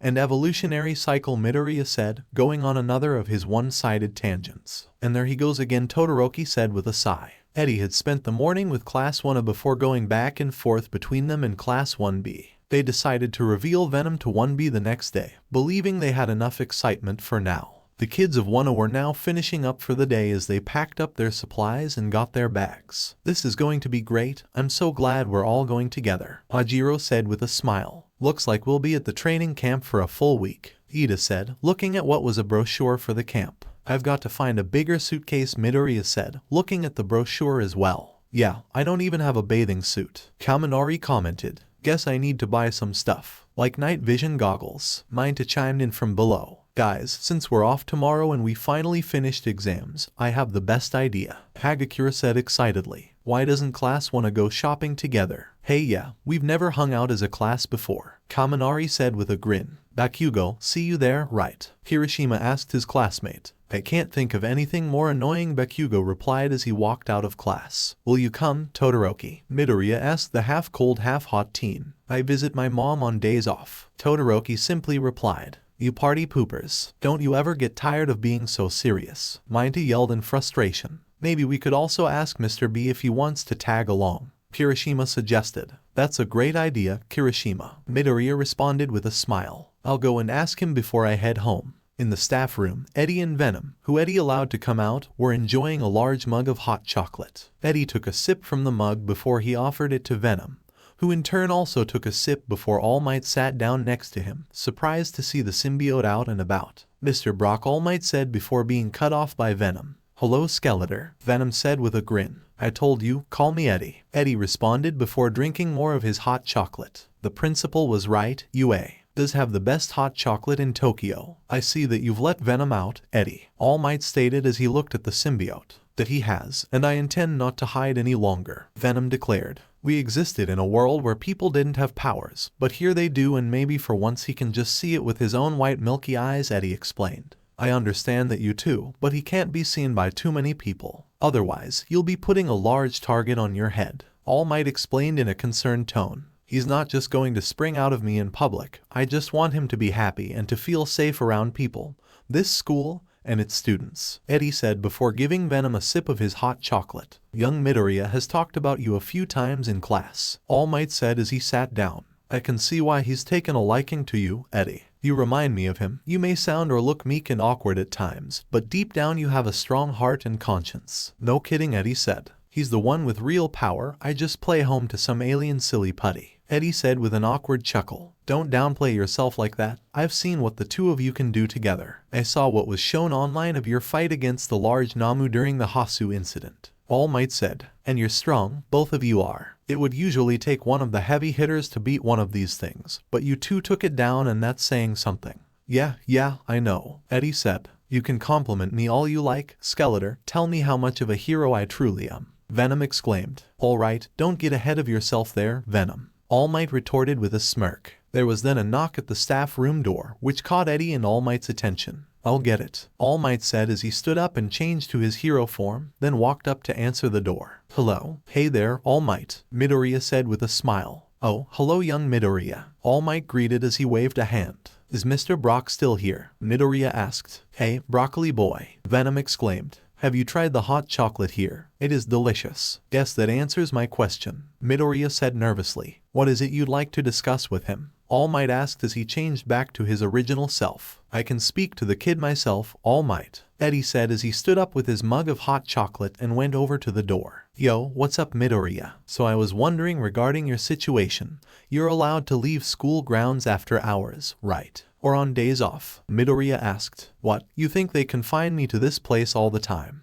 Eddie retorted half jokingly. But Eddie, you might run the risk of being seen, All Might argued. Well, with the exception of you, some of the pros and police, most people don't recognize me like this, Eddie countered. The class and I wanted to ask if you would like to go shopping with us in the city tomorrow. We needed to get supplies for the training camp, Midoriya explained. I remember Aizawa talking about that, Eddie said before giving Venom another sip of his mug. I mean, I guess I would need to ask the principal first though, just so the school knows where I've gone. It would be best to ask the principal then before planning anything, All Might stated with a nod. Guess I should probably go and ask before I forget, Eddie said as he finished his mug of hot chocolate. I'll see you at the mall if he lets me go out tomorrow. Eddie then washed the mug in the staff room sink before putting it away, then headed out of the staff room while waving goodbye to Midoriya as they headed to Nezu's office. Toga was not having the best of days. She had wanted to join up with the League of Villains and sought out the broker Jiren to introduce her to them.